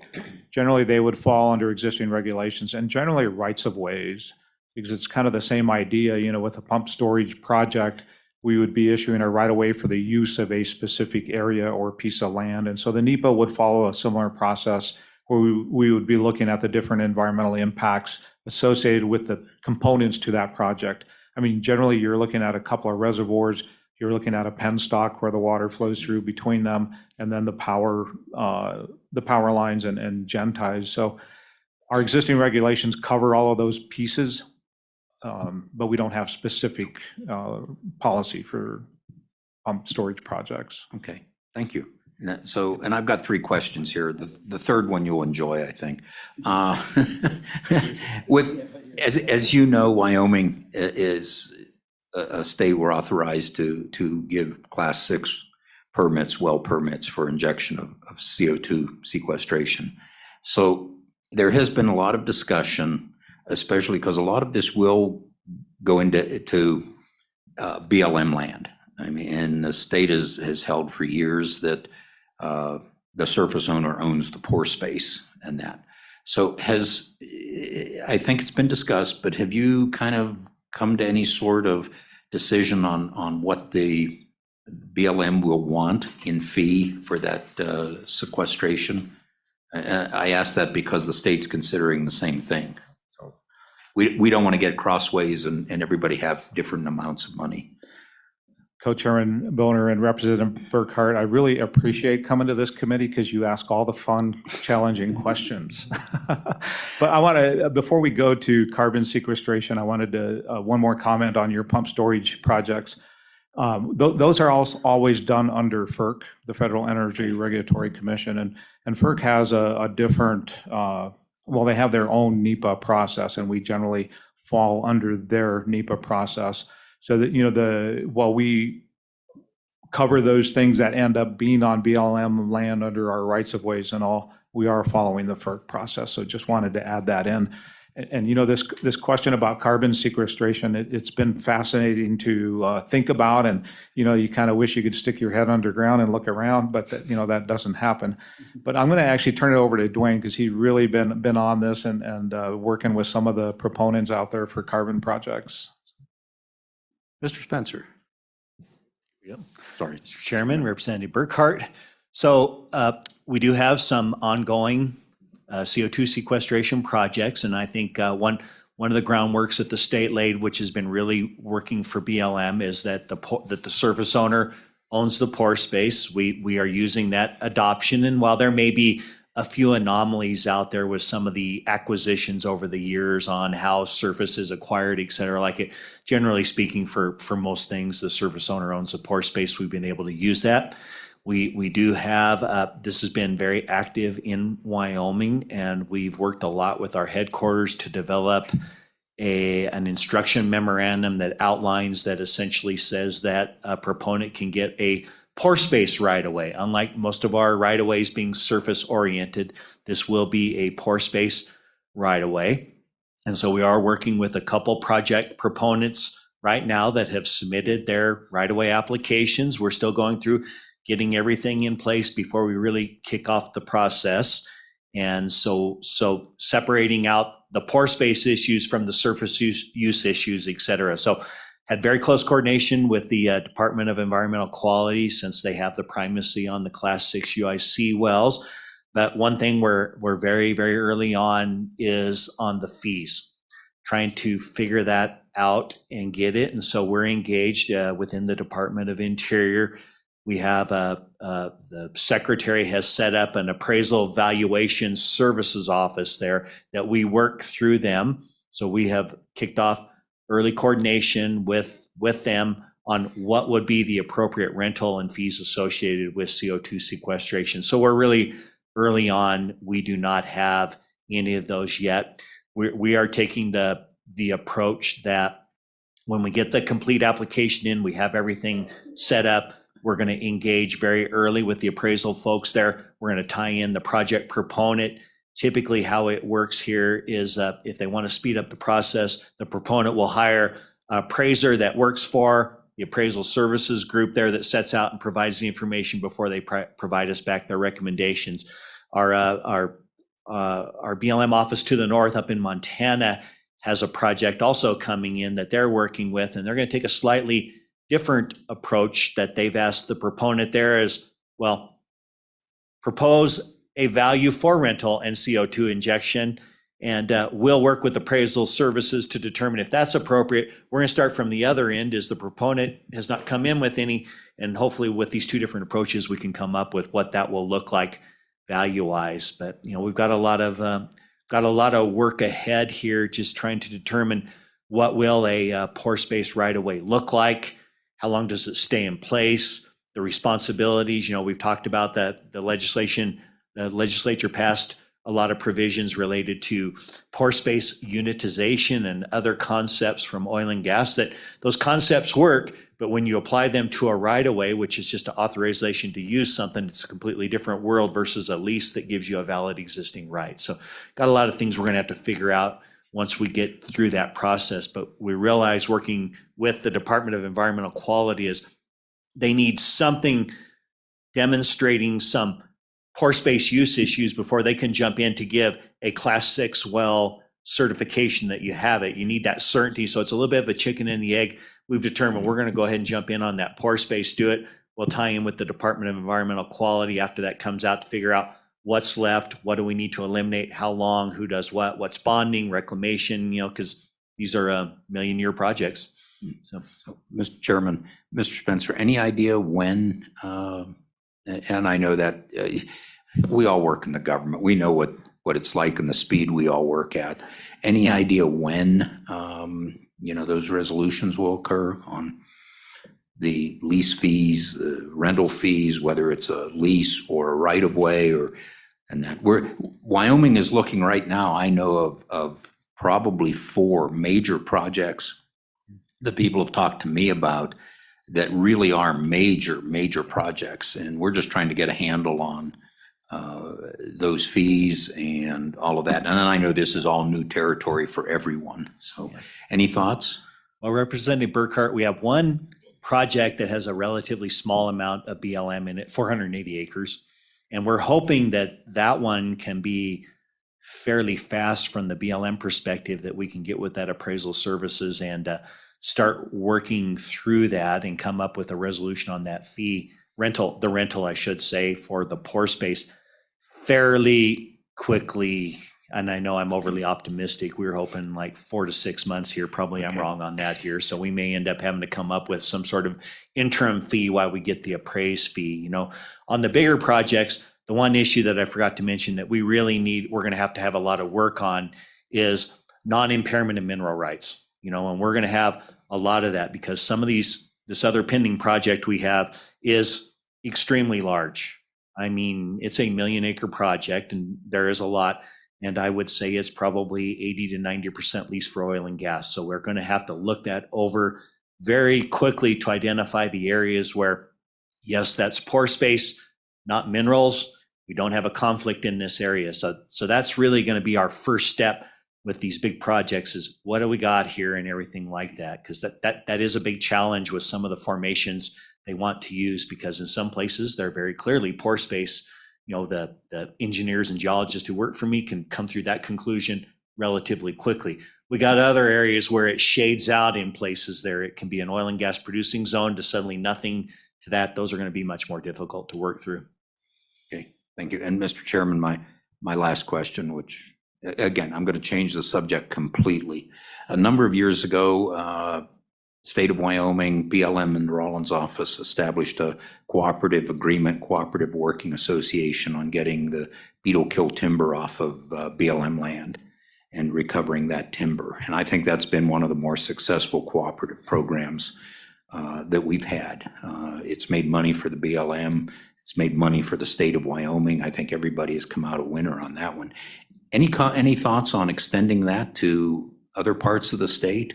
I know the Forest Service has talked to the state forester about that, but any thoughts on doing that in other portions of the state where you have substantial timber that's beetle killed to recover that? Representative Burkhart, that agreement precedes me, so I'm not real familiar with it, but I will tell you this, that we have a really active forester here in the state office with BLM, and I know he's very tied into the state, I'm going to say State Forest Service, and I forget the actual name, but he's very, very involved with the state foresters, and I know that he has been very active working with them on other projects. So, but I don't know if we specifically have put a separate agreement in place in other areas, but we'll definitely follow up on that. Thank you. Thank you, Mr. Chairman.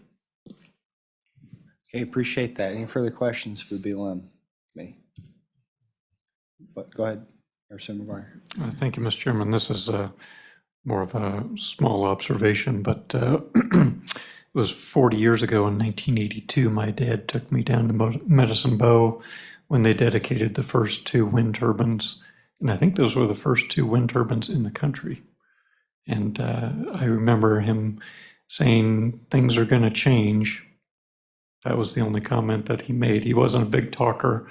And then we headed home. But 40 years, it's not very long ago that that was when NASA and Department of Energy were experimenting with the concept. And I believe that was on federal land. So thank you, Mr. Chairman. Okay, any further questions or statements for the BLM? Okay, once again, thank you, gentlemen, for being here. Appreciate the update, and it's really good information. So thanks. Okay, any public comment on this topic? Heard about oil and gas programs with the BLM and alternative energy and plenty of other forms of energy too. So any public comment on this one? Yep, Mr. Chairman, we do have someone online. Okay. We'll go ahead and go there first. If anybody in the room feels the need, feel free to come on down. Yeah, it looks like we have Travis McNiven, I believe. Is that correct? So, all right. Welcome back to this committee. Good to see you, Mr. McNiven. Feel free to proceed. Good morning, Chairman, members of the committee. My name is Travis McNiven here on behalf of Enyo Renewable Energy. Really just brief comments that wanted to be available to support. In the last meeting, Representative McGuire did ask about the fee structure related to BLM lands for renewables versus oil and gas, and if the state received the 50% minus the 1% for administration fees. And Chairman raised that similar point towards the end of his questions there with the agency, and we just feel like that is a worthwhile question to ask. Certainly realize that it is a federal issue and would require federal legislation and such, but it certainly we feel as the all of the above mantra as it affects Wyoming and energy in the West in particular, where there are BLM lands, significant BLM lands, that all of the above concept should also apply to the energy as well, with the 49% or the state receiving some portion or their portion of these alternative energy sources that often get put into that all of the above bucket. And so really very brief comments today to support, if the committee did so desire, to look into that further, or as the chairman said, send a letter to our delegation or the agencies, et cetera. But certainly supportive of that concept, as we feel like it would be a very useful and good thing for Wyoming, where we are seeing these projects and these forms of energy take place. Any questions for Mr. McNiven? Okay, thank you for your testimony. It's good to see you as always. Thank you, Chairman. Okay, any further public comment on this topic? Mr. Garrett, come on down.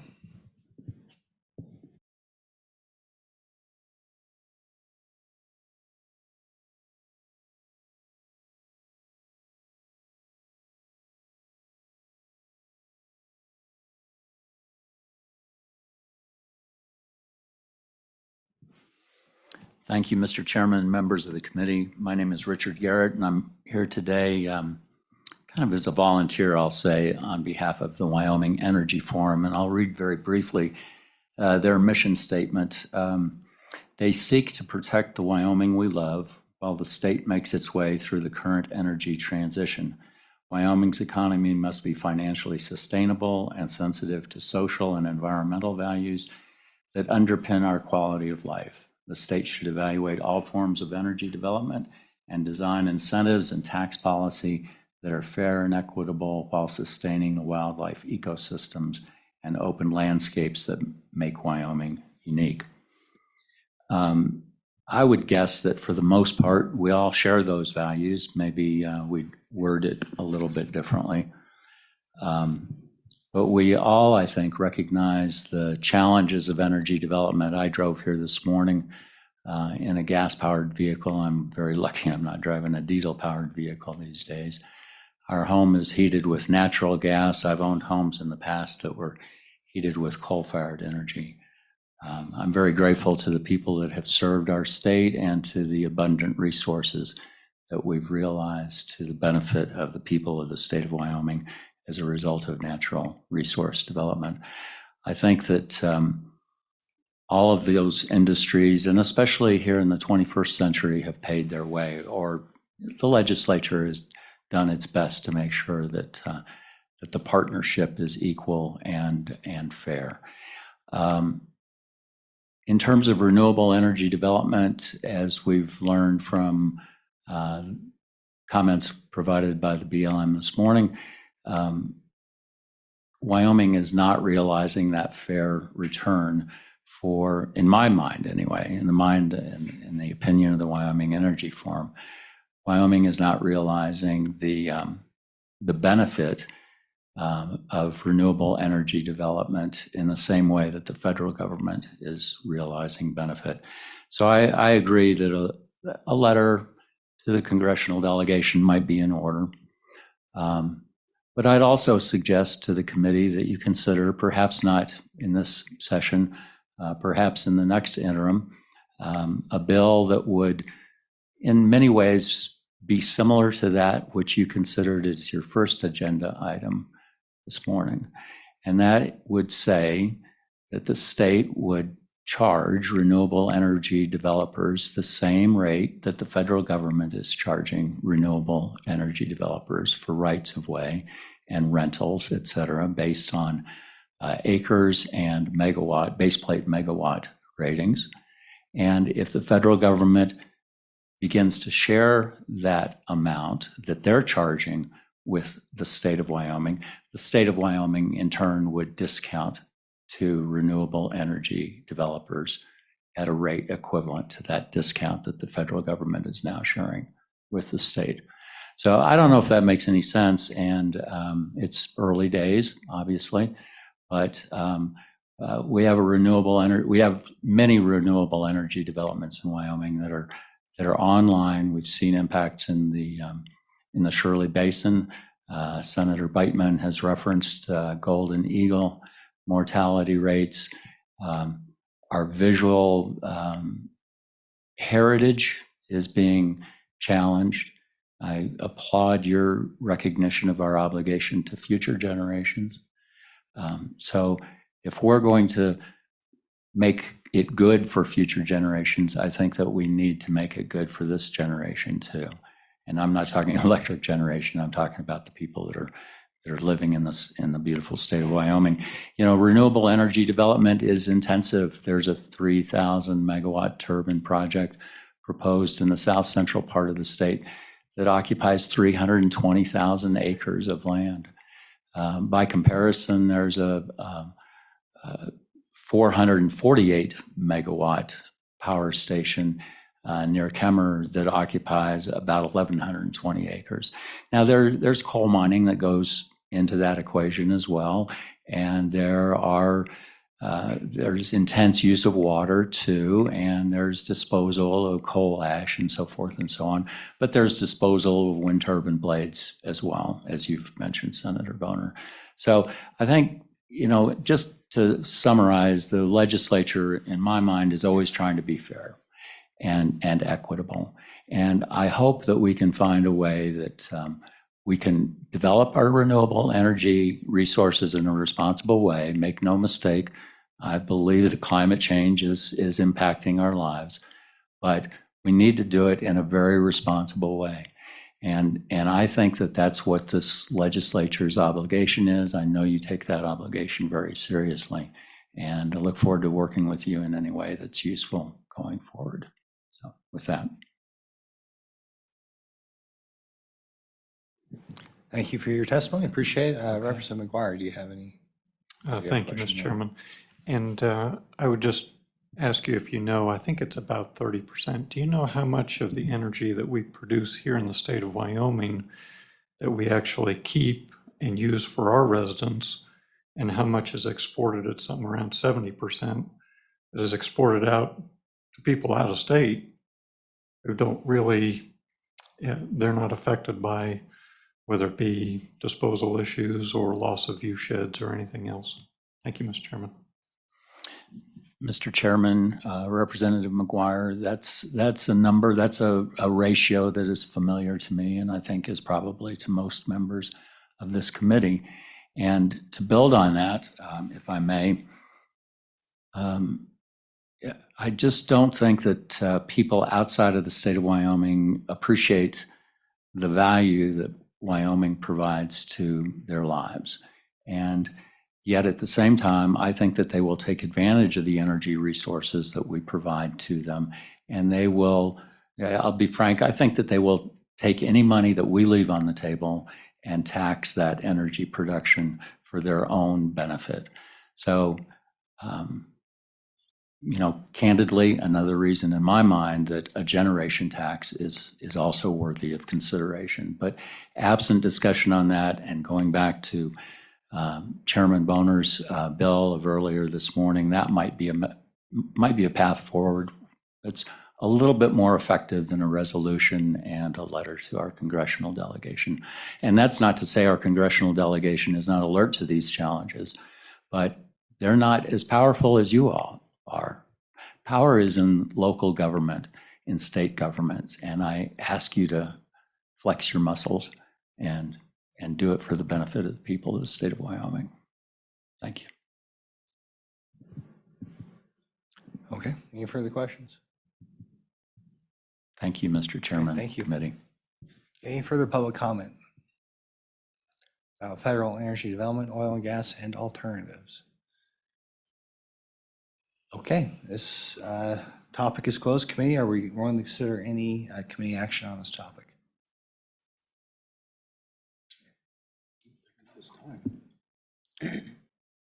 Okay. All right, looks like we go to Representative McGuire. Well, Mr. Chairman, I think that it would be worthy of discussion to send a letter to our congressional and senatorial representatives and talk about, historically, we have always shared with the federal government the royalties that come from federal lands, and that's because there is an impact, whether it be in the city that's adjacent to it or the gravel roads or the state highways. There is an impact, and so the federal government has always very kindly shared the royalty revenue with us to mitigate that. I think fair is fair, and I think that that the discussion was not held in a judicious manner with regard to the resource development for renewables. And I think that the fair thing is for us to receive the same share. It's not going to be a royalty. It's going to be, the same share of fees collected from renewable energy. It won't make any difference, and I think that it's important to emphasize this. It won't make any difference to the producer. They're paying that fee no matter what. The question is whether or not Wyoming receives any of those funds back to mitigate impact. Again, same impact that we have for minerals and oil and gas. So thank you, Mr. Chairman. Okay, let's take that as a motion to send a letter. Any discussion? second that. Seconded by Senator Biteman. Any discussion? Okay, all those in favor say aye. Aye. Opposed say no. That passes unanimously. Mr. Fuller will send a letter to our delegation that'll take office in January, I'm assuming, and ask them for their attention to this issue. Okay, so that deals with that second topic. We're on to 30 by 30. Mr. Budd, you're here. You're dealing with law of conservation easements and certainly testified to this committee before about what may be coming down the road with the 30 by 30 topic, a topic of a lot of, I guess, concern for many of us in the state, especially I think that concern is heightened by the lack of knowledge of what exactly the plan is, perhaps on the part of the project proponents even. So feel free to share any information that you have regarding this important topic and something that's been kind of batted around for a couple of years now. But near as I can tell, I haven't heard any new information, but looking forward to your testimony. Mr. Chairman, thank you. Bob Budd, Director of the Wyoming Wildlife Natural Resource Trust. This will probably be pretty short because, Mr. Chairman, I haven't heard much more than you have. But I do want to take this opportunity to bring people maybe back up to speed on kind of what has happened. This all cropped up about a year ago, a little over a year ago. It was rolled out with a considerable amount of fanfare. And since that time, we were probably the first state to engage on it. Some of you were involved in that. We brought a delegation from DC out here, met with them. The governor met with them. We met with a number of legislative people. We met with the constituency groups and county governments and others. Spent a full day going through what Wyoming believed anything along these lines should look like. And then spent the next day on a tour of the state, an air tour, and stopped in a couple different communities and had local input there. We were pretty clear, and the governor has been abundantly clear about what is and is not acceptable under the quote 30 by 30 or America the Beautiful banner. Designations are off the table. As you know, that's not something they can do in Wyoming anyway, but we absolutely reject the notion of designating. Secondly, purchases are something that we do not favor and made it quite clear that this needs to be a voluntary, really landowner-driven process that people should engage in. We also, I think, have a strong focus on working lands, the fact that we do not want to remove any of our public or private lands from productivity, whether that be timber, livestock, crops, whatever it is. Minerals as well. So we threw that down pretty effectively. They did listen. As you can see, you haven't seen anything come out that is counter to those. And then on top of that, they asked us, they put the challenge back to us and said, well, tell us what you would do if you had resources. And so collectively, we put together a list of broad topics that we thought should be addressed or could be addressed. They're not things we aren't doing now. It's just we could do more of them. And that broad list of things was forest health. That just came up a few minutes ago in your conversation with the BLM. Rangeland health, particularly sagebrush ecosystems. As you know, we've got potential challenges revolving around sagebrush biome and what may or may not come out of that. Water quality and quantity both, as that ties back to fish passage and to river restorations and migration. And as you know, again, there's been a bit of movement on migration relative to potential funding. The only thing that has happened to my knowledge that technically may fall under the 30 by 30 banner is money has been forwarded to the state through the U.S. Fish and Wildlife Service partners in Fish and Wildlife Program, and that has been for sagebrush restoration, and they've got some pilot projects in Fremont, Carbon counties, and the other is for invasive species, primarily invasive annual grass eradication or control. Those have been funded, and those projects are going on the ground right now. And it was a small amount, 1.5 million, I believe. The one thing that has come out of this, and I want to make it clear, I'm not wrapping this in the 30 by 30 or America the Beautiful banner, because this is the kind of thing we've been working on for literally decades. And And it may be beneficial to ask Mr. Magagna to join me when we get into the Q&A on this, because he's been involved as well and was recently in DC, where Governor Gordon and Secretary Vilsack signed a memorandum of agreement relative to migration and habitat leasing. I've briefed this committee before on the concept of habitat leasing. I think you're all very well aware of what it is. It's a short-term payment, annual payment for benefits or values, habitat values that are associated with different habitat uses. And what we decided to focus on as a pilot project for the nation was migration. And so we have requested funds, which they added $5 million to this year for habitat leasing. They've rolled out next year for the budget. They'll ramp that up to another, I think it's 15 million. Yeah, another 15 million. So 6 and 15 is $21 million that'll be made available for habitat leasing as it relates to migration. We will focus on 4 priority areas in the state. It's important to point out that one of the reasons they like to work in Wyoming is that we have tremendous science backing up what we bring to them. We've got a great game and fish department. We've got a strong record of research and of documentation.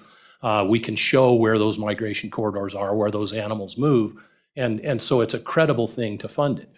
Those 4 areas are no surprise. There are 3 designated corridors in Governor Gordon's migration initiative. That's the Saratoga Valley, the Baggs, Little Snake River Valley, Pinedale area, the sublet, and then the 4th one is Cody, where there's been a significant amount of research done on migration in and out of the park primarily, but also up and down the Absarokas.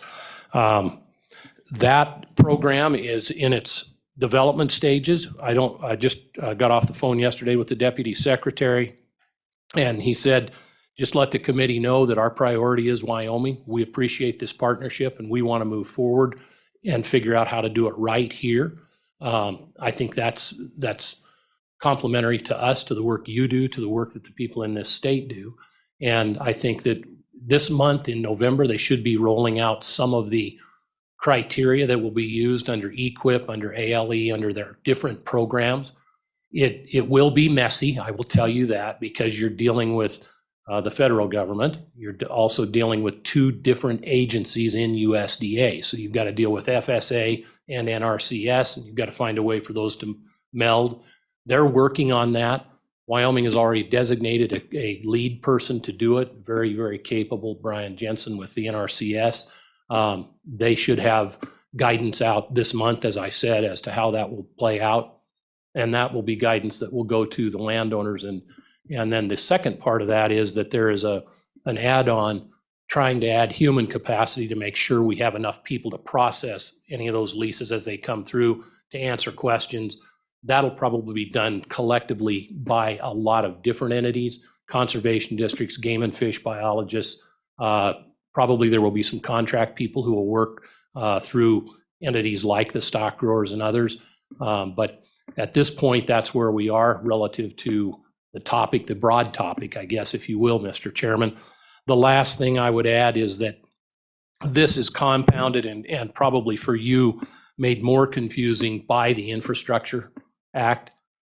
There's a lot of the things that we are trying to accomplish that will actually fall under that funding source. So you may look at it and say, well, is this or is this that? And the answer is yes, it's both or all of them. An example of that would be the migration. There is money in there for highway crossings. We have submitted applications for the 3 top priorities there.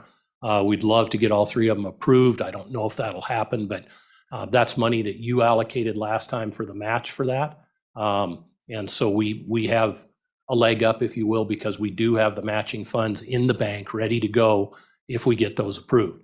Right now, I think the collective frustration that we all have is we're waiting for the rules. We're waiting to know what the rules of the game are, and then we can suit up and go out and grab the ball or hit the puck or whatever the game is. So, Mr. Chairman, that's probably about as much as I could tell you. Now, again, I'd I'd welcome any comments from either Mr. Magagna or Director Archuleta if they know more than I do, but that's as up to date as I am today, Mr. Chairman.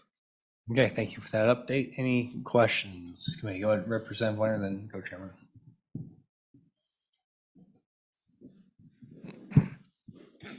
Thank you, Mr. Chairman.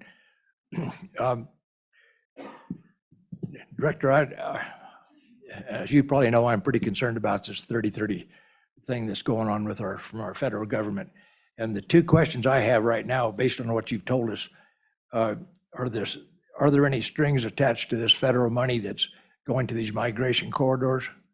What's it going to cost the state of Wyoming to accept that money? Mr. Chairman, Representative Winter, I'm I guess jaded enough at all the years I've worked in this. There's always strings attached if there's money.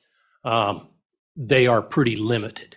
In other words, if you were going to do your habitat leasing, there would be a management plan that would say, I'm going to manage for migration.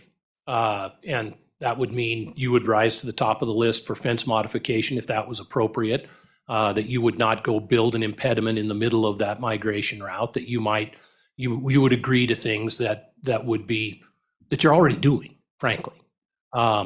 That would be the strings attached, would be that there would be an agreement to manage for what you're being paid for. As far as the state, this is a federal program, and we worked through a lot of scenarios where the state, through the Wildlife Trust or through Game and Fish or through the Department of Agriculture, might end up being a partner dollar-wise. None of those work under the federal rules. So it's a federal program. The state will be engaged. If you want to look at expenditure or risk, it would be manpower. Your local biologist would probably pick up an additional workload in answering questions from landowners. You might have that at the county level. We are trying to work on making sure that if that's administered through a local conservation district or something, that they would actually be compensated for that. And no one said no to that notion. So at this point, I think it's not really any different. Again, it's not 30 by 30. We'd be doing this anyway. It's the same kind of restrictions or the same kind of expectations that you would have under the EQIP program or under any of the NRCS programs that are on the ground today. Yes, thank you, Mr. Chairman. And Director, if you remember at our last TRW committee meeting, the Game and Fish brought up the fact that the Department of Agriculture is pushing these conservation easements on ag land. And I asked Ms. Bruce if she would check on what these conservation easements if they've changed any in their requirements or whatever. And so I just wondered if you had been in touch with her at all to know if there's any changes that have occurred that might be adverse to the individual ranchers still having control on their property over a period of years. This in perpetuity clause that seems to keep popping up is a real concern of mine. So thank you.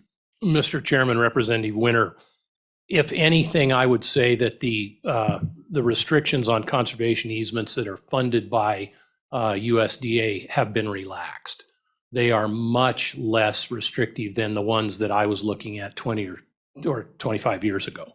The reason for that is that people have realized that the landowner, basically all they're doing is saying, I'm not going to build houses on it. I'm still going to grow cattle. I'm going to still grow sheep. I'm going to grow hay. I'm going to do those things. And so the restrictions are pretty limited. You just agree to do that. Again, that may be a topic for this committee to go into. I mean, it would take probably half a day and get the land trusts involved, get people who do these involved, get landowners who have done them. But at this point, no, there are no further restrictions.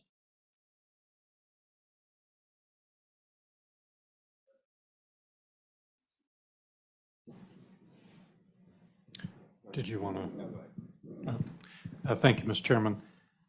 So, Mr. Budd, I'd like to discuss with you a little bit the Marton Ranch purchase outside of Casper. And just to set the table, because I think it's fair to set the table. So it's my understanding that the ranch was for sale. And then it was somewhat taken off the market. And the issue that the governor has, and I applaud the governor for bringing this to light, the issue the governor had was that the negotiations went dark and that nobody saw what was going on. There was no opportunity for any private individual to bid on the land, no opportunity for anyone else. The money came from the Conservation Fund through the 30 by 30 initiative. And I think that the intentions were all very honorable and very good to take that land and make it available to sportsmen and things. And I applaud that. I use that, or I enjoy the Platte River myself. But the governor's issue was that it didn't follow any form of procedure that anybody else would have to, whether it was an oil and gas lease or any other type of purchase. There would be public scoping and there would be hearings and there would be an ability for other people to weigh in. And I think that was, my understanding is that that was the governor's issue. And thanks to the governor for sticking to his guns. My question is, there was an article in the paper yesterday that there was a pause that had been entered into between the state of Wyoming and the BLM to pause everything and sort things out. And it wasn't very clear. I thought that money had already changed hands. I thought the deed was signed and it was a done deal. Do you have further insight that you can share with us that is public information? I don't want to ask you something that's not public at this point. So thank you, Mr. Chairman. Mr. Chairman, Representative McGuire, I don't have any further information than you do. I was involved in conversations early on about the lack of transparency and the process. I concur with what the governor has said.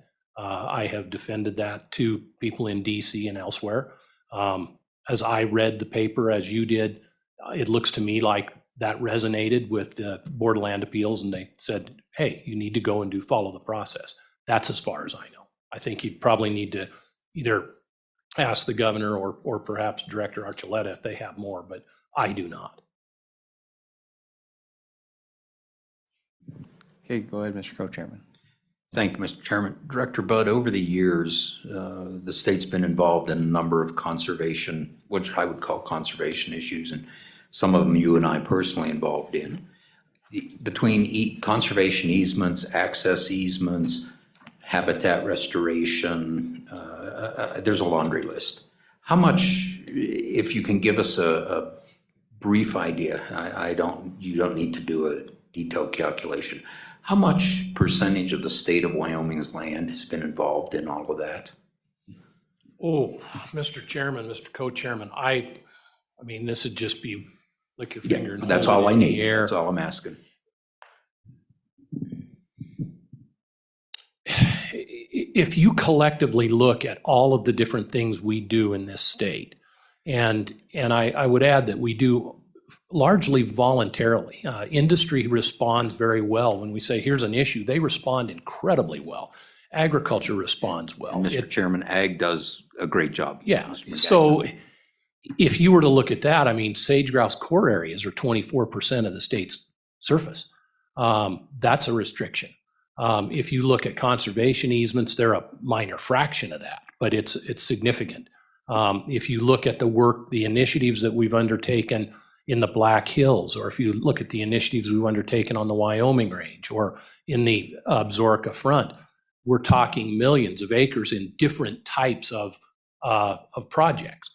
You go beyond that and look at river restoration projects. We've done essentially the encampment in the Platte from the Colorado state line clear to and through Saratoga. We've done the North Platte through the town of Casper. We've worked on the North Platte in Goshen County. If you take any major river system and then look at the tributaries in Representative Winter's area, you've taken all of those tributaries up there that go into the Grable and into the Wood and those and created fish passage that is hundreds of miles of fish passage that didn't exist 10, 20 years ago. It is a significant portion of the state. If you add all of the different conservation initiatives together. And I'm very proud to say that in doing that, we have not restricted our traditional industries, whether it's agriculture or it's timbering or it's industry. And I think that we've found ways to do that and do both at the same time. But the percentage that totally impacted, probably 65%. Mr. Chairman, thank you, Mr. Budd. That's what I was thinking, somewhere between 50 and 75%. And that in my county and in the new district and everything adjacent to it, an awful lot of really great projects over the years, whether done by Wildlife Trust Fund, done by private organizations that they've just volunteered to put in water wells for wildlife or whatever. So, and I think if you add some of these wildlife crossings to defragment the land, you're probably even looking at a greater number. And that, and Mr. Magagna can probably add something to that with all the work the landowners, the ag community have done too. So thank you. I was just trying to get an idea. We need to take credit where credit's due, and sometimes we don't do that for ourselves. Mr. Chairman, I completely agree with that. We do a tremendous job in this state. And I think the point that you just made that should not be left without comment is that while the Wildlife Trust may have money in almost all of them, there are countless. We have over 150 partners who have money in it. We have federal dollars, we have local dollars, we have private, we have landowner dollars. So it is a big undertaking, and you expand that out every time you do something. You expand that out and add new partners in. So it's gratifying. It's also very positive for us, I think, as we move forward. Any further discussion on this topic, committee?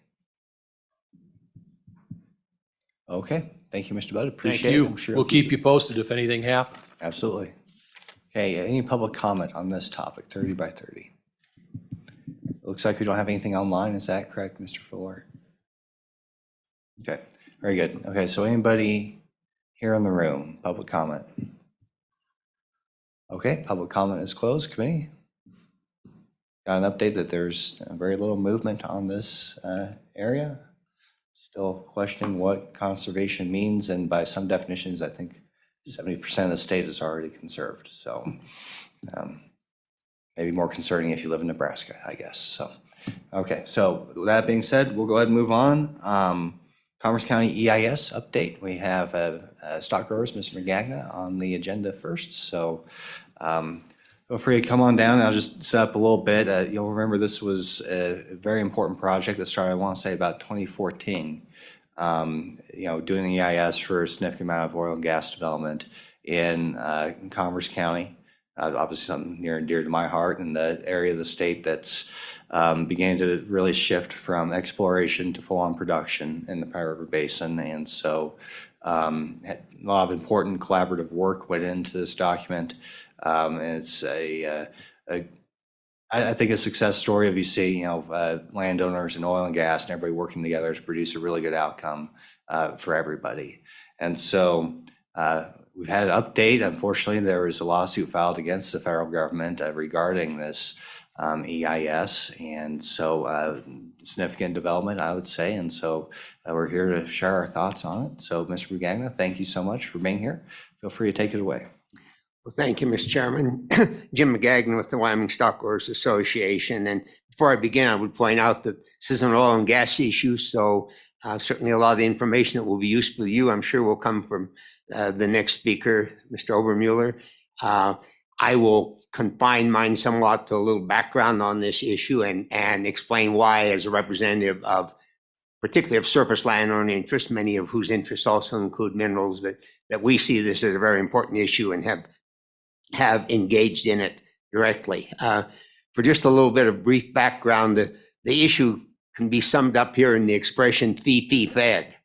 And basically what that means, that we're talking about areas where the surface is privately owned.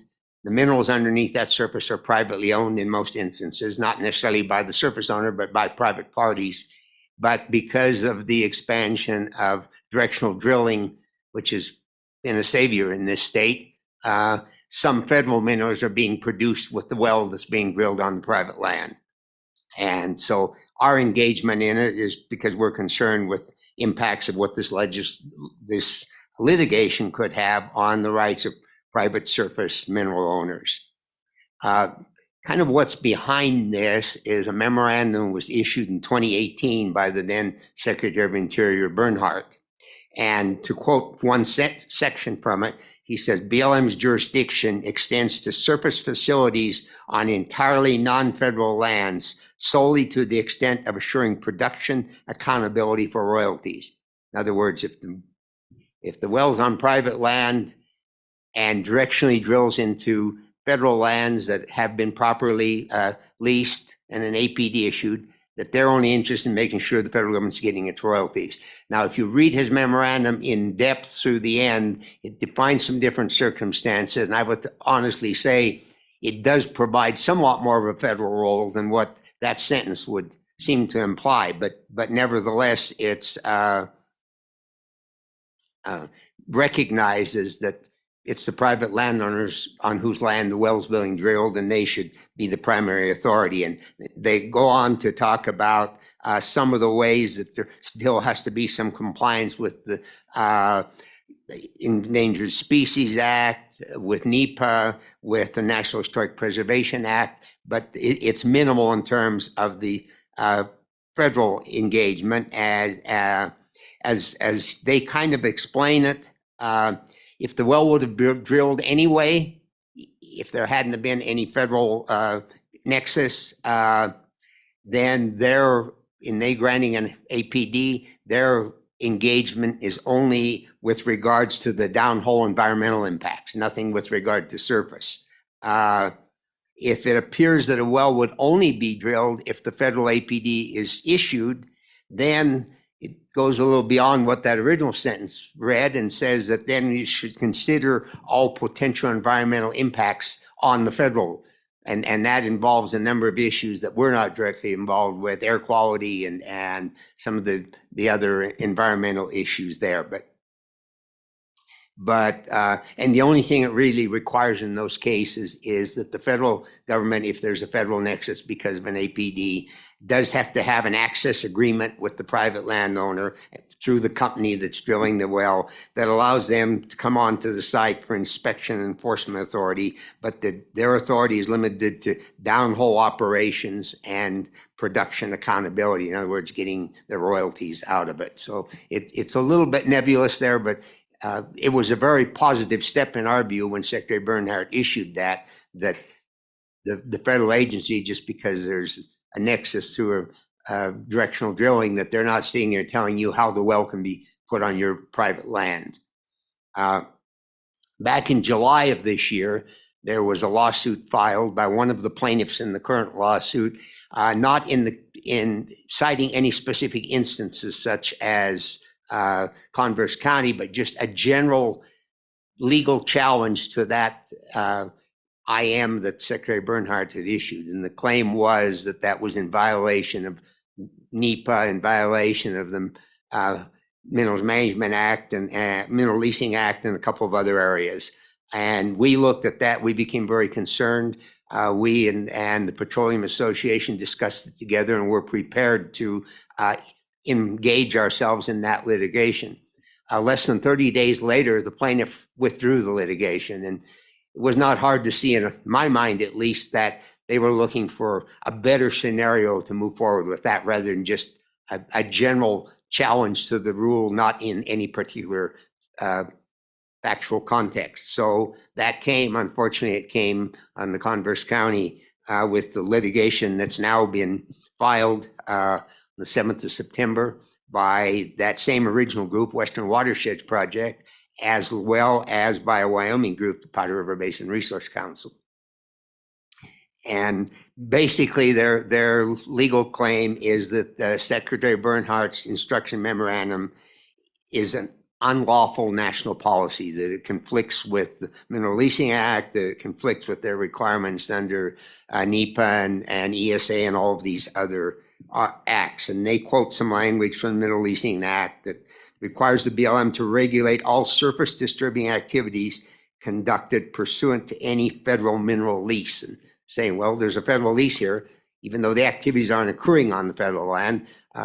That's an interpretation that I'm sure the court's going to be faced with deciding there. And they also contend that BLM has the authority to condition the extraction of federal minerals on the developer's agreement to engage in or refrain from certain conduct on the private lands. And in my mind, I turn that around. Does that mean if they're going to drill a well on BLM land or on federal land somewhere and due to directional drilling, it's going to reach into some mineral interest that a private landowner has on their private land, that then the private landowner is going to be able to dictate how that well is drilled on the federal land? I mean, if it's fair, let's be fair on both sides. And I suspect that would not go over very well. But anyway, and what they're asking the court to do is to set aside all fee-fed wells in the Converse County project. And I think that's currently, if I recall, about 225 wells that have already been permitted, most of which are fee-fed. So it has a significant impact, certainly impacts many of our members in the area that have leases on their minerals or leases for drilling on their private lands. As far as the current status of that, the federal government, the BLM and Department of Interior, have until November 17th to file their brief in response to the complaint that was filed. So right now we've been in touch, at least on our behalf, with legal counsel. We're waiting for that to be filed to see what position the federal government will take in this case. Maybe perhaps speaking out of turn, but based on what I'm seeing in so many other cases with the current administration, I would not be at all surprised if there's some type of a settlement that is reached. The feds would file their brief and then they would sit down and have some settlement discussions. And that seems to be happening fairly frequently right now. And unfortunately then as external parties, that basically leaves us pretty much out of the process. But we intend to follow this closely because we think it's a dangerous precedent in terms of not just oil and gas drilling, but if a fact that an activity occurs on both private and federal land creates a federal nexus that gives the federal government a right to control on what happens on the private land, to what extremes can that go?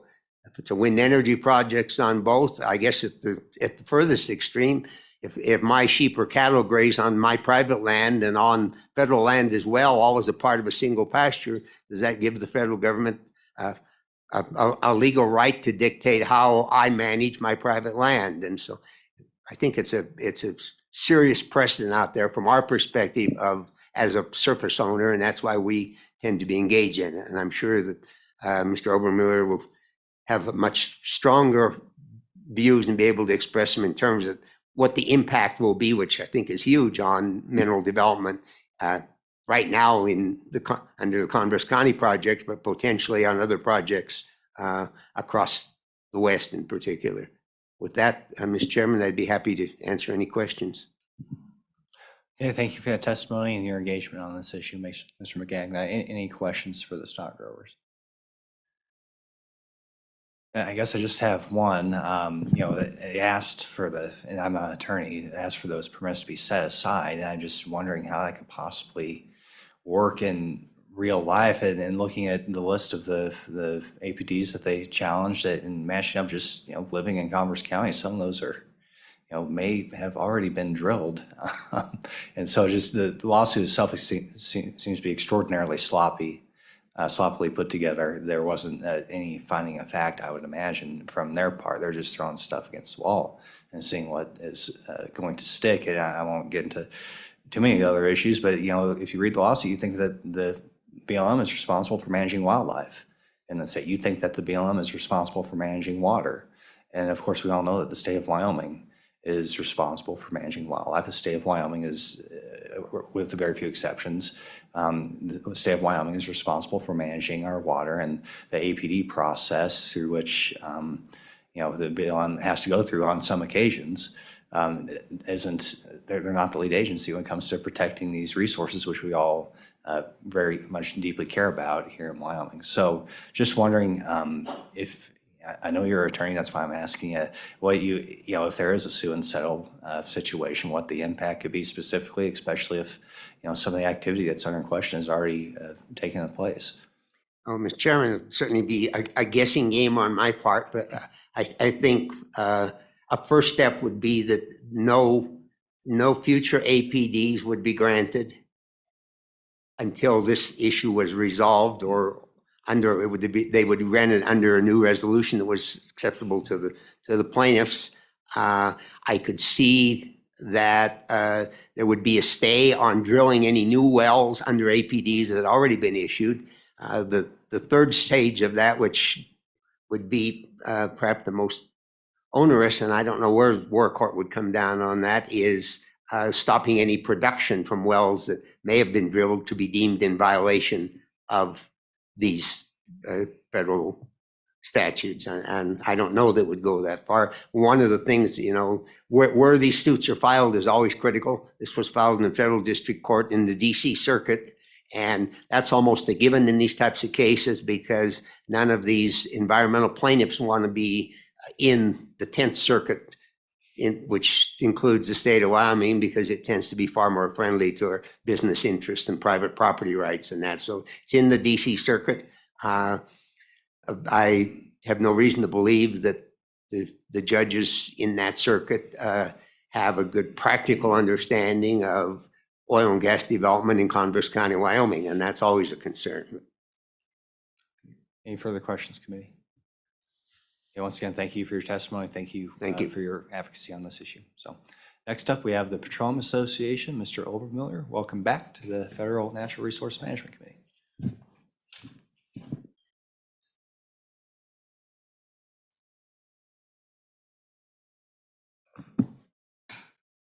Thank you, Mr. Chairman, members of the committee, Pete Obermuller, Petroleum Association of Wyoming. Nice to see you all, and I apologize for my tardiness this morning while I tended to my family. Thank you for that. Appreciate your work this morning as well. I was listening in as I could, and happy to answer any questions about those topics too. I decided not to come up just because I was going to be here in interest of time, so you can. I'm happy to answer any other questions. Mr. McGagnon did an excellent job, particularly on the FIFI-Fed question, so I'll let that stand. We're in alignment with him on all of those concerns, as I imagine you are as well, Mr. Chairman. I wanted to just take my time for a moment just to talk about the Converse County EIS and what it actually is and what it does, in order to respond a little bit to the rhetoric from the folks who filed the litigation to vacate it. Some of it is just obviously a little bit of a spin. Some of it is pretty important in terms of what they're claiming, and I think it's important for you and for anybody watching to remember what it is. First of all, there was development in this area prior to the record of decision and creating this Converse County EIS. So in the event that it's vacated, that doesn't necessarily mean there wouldn't be production there. The issue is it becomes a lot more difficult for production to happen there.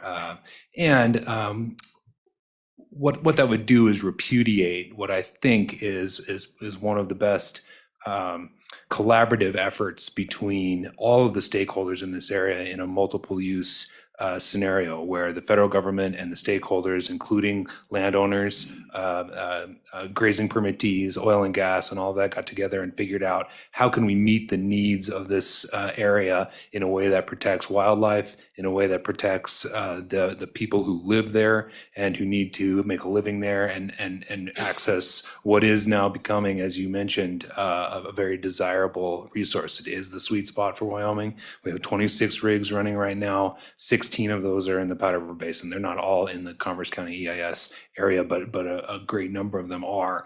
And a large part of that is as a result of the work of the CIS. So all that throat clearing aside, let me just say a couple of things to respond to some of the rhetoric about it. First of all, the charge was made that this, of course, was done quickly, that we sort of rushed into this so that we could just, make sure that we drove for oil as fast as possible. Just a reminder that this project started under the Obama administration. And it was initially worked on by Obama administration employees and appointees, along with all the stakeholders. It took nearly 7 years to complete. On average, the Department of Interior work from notice of intent to ROD on average takes about 4.5 years. This one took nearly 7. I don't usually view that as a rush. Maybe some people do, but this was very well thought out and negotiated over time. Regarding the size, the litigation itself, and then also in quotes from the plaintiffs, and then parroted by some of their allies in the press, is that they call it a Delaware-sized project. I think in order to imply and perhaps scare people into thinking that every square inch of a Delaware-sized project is going to be industrialized on our open spaces in Wyoming.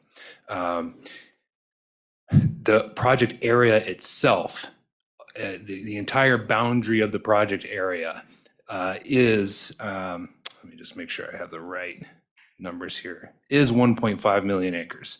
That is true. However, even if you assume all of the production that is assumed under the EIS, which I'll get back to later, that is a big assumption in of itself, but let's assume it for a moment.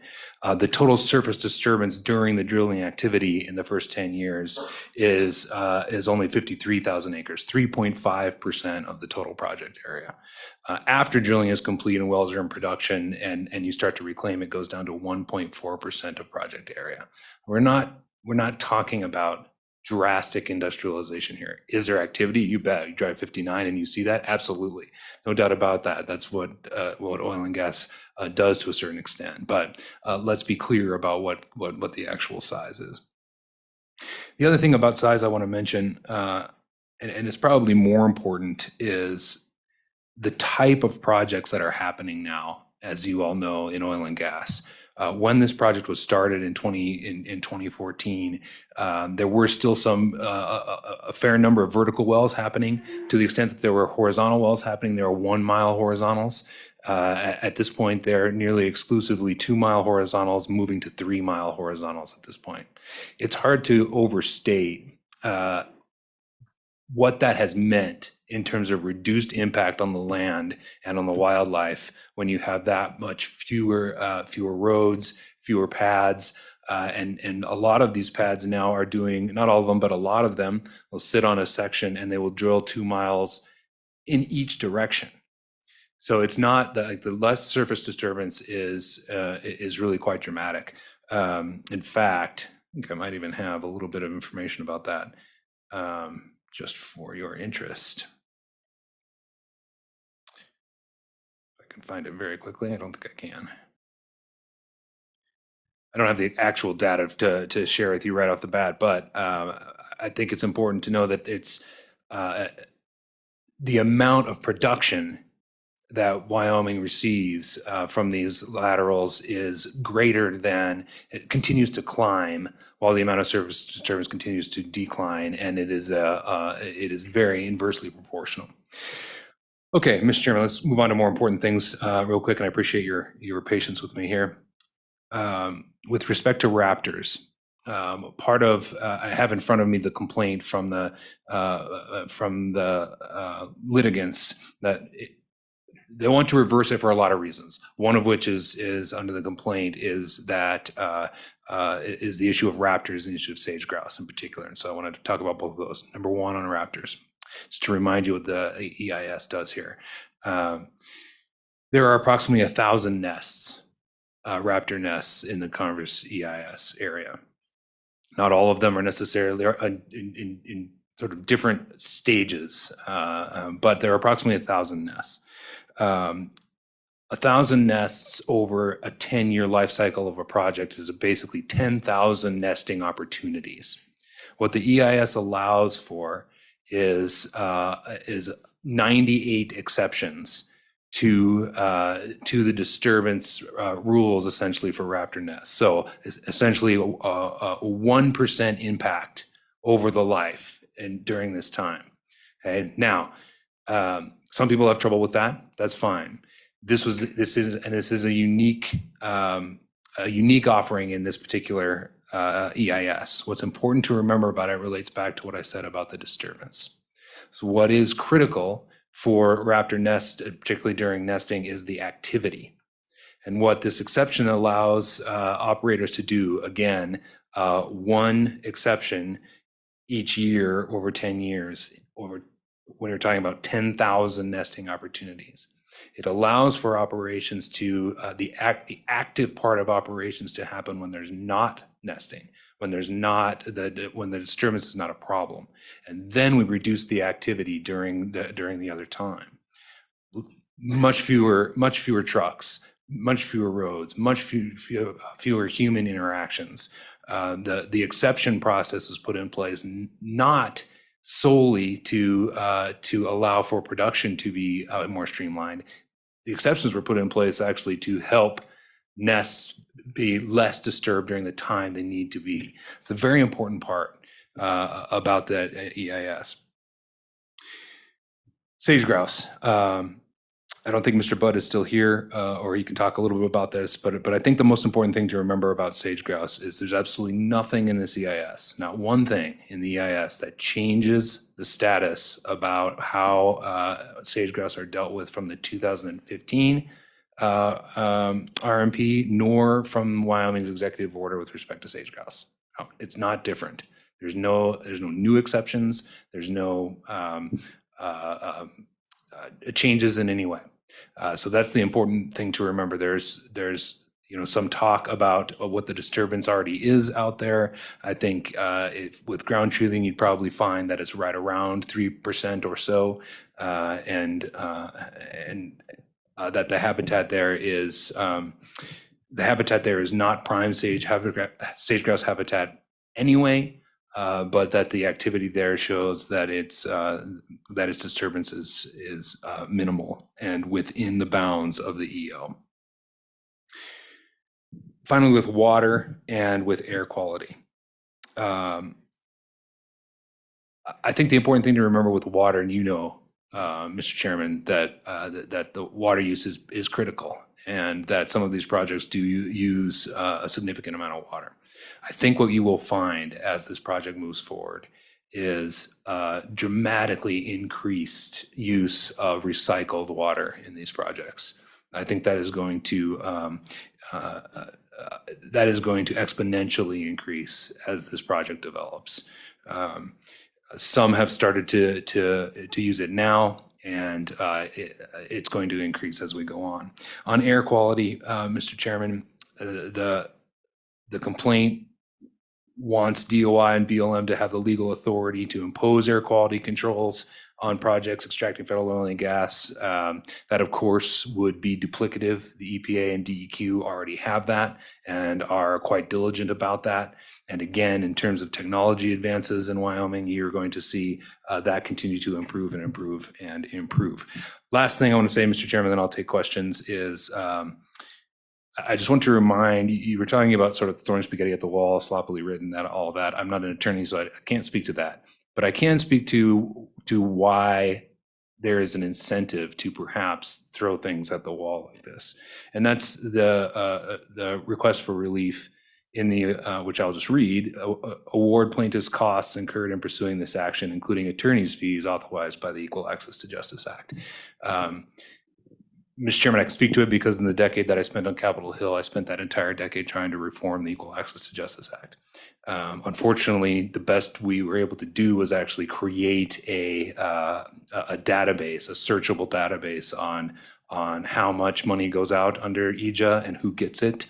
So just to remind you, it's a continuously appropriated fund through the federal government that was passed in the early 1980s. It was intended for small business and individuals when they felt they'd been aggrieved by the federal government, that they could sue the federal government in order to protect their interests. There are various sideboards put in place to try to protect the taxpayer from having to pay out too much in this. Over time, the litigious environmental community has figured out basically how to clear away all those hurdles without really any trouble at all. And so at this point, based on the settlement agreements that Mr. Magagna talked about and others, the Equal Access to Justice Act money is available to environmental litigants, and they are awarded oftentimes whether they win, lose, or draw on the merits of the case. So there's really the incentives are in the wrong place. If the federal government is in fact doing something wrong on the merits, on the meat of the ESA or on other laws, of course you should be able to sue, of course. But what this does is basically allow repeated suits over and over again, because there's no skin in that game, and you can recover those costs oftentimes whether you win, lose, or draw on the merits of the case. So is what it is. I would love to be able to reform that, but it actually exists for a good reason.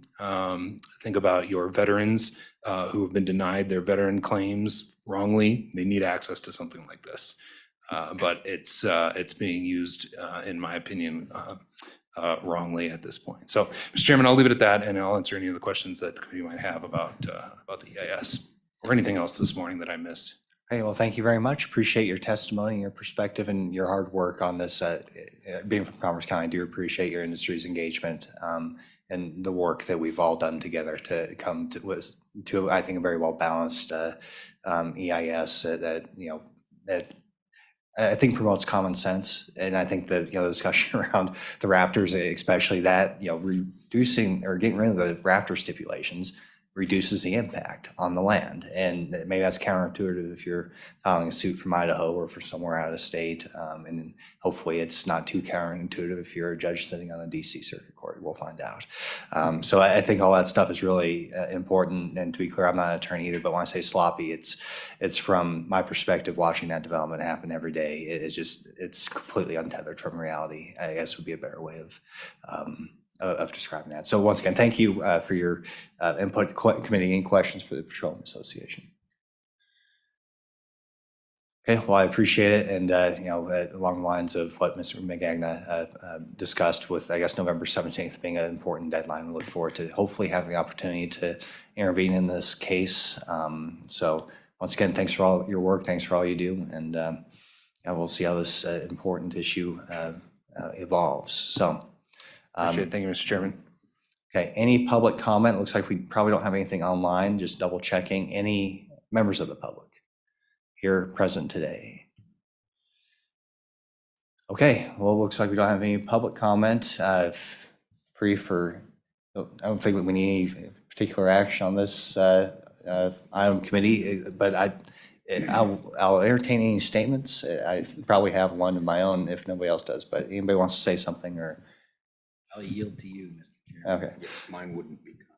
Okay. Well, I just point out that, this is a public meeting of, I didn't necessarily reach out to the folks who issued the lawsuit, but I'm disappointed that they're not here either. They could have been here, they're not. And I just ask, especially the Powder River Basin Resource Council, as somebody who is a 6th-generation rancher in the Powder River Basin, to stop identifying themselves as a landowners organization. They are not. They're radical environmentalists, and this lawsuit proves that this is a keep it in the ground lawsuit where they are actually trying to stop production that's currently occurring. And that whether they wanted to or not, I don't know if they're just incompetent or dishonest, but that's the effect of the lawsuit if it goes forward and if they're successful somehow. So I just want to make sure that's abundantly clear. They have, whatever the origins of the organization may have been 50 years ago, they in no way represent actual working landowners in the Powder River Basin. They are every bit as radical as Western Watersheds, or name your favorite environmental group that thinks that we don't need fossil fuels at all. That's what my interpretation of the lawsuit seems to reflect that perspective. So since they're not here, I'll just make a general public comment and ask them to stop claiming to represent landowners. They do not. So any further discussion? Well stated.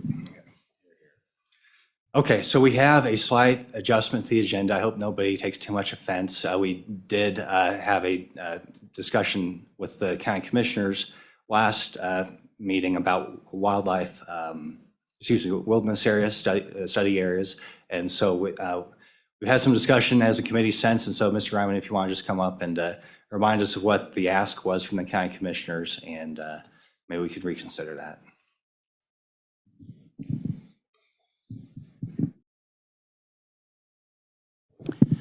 Thank you, Mr. Chairman. Again, Jeremiah Riemann here on behalf of the Wyoming County Commissioners Association.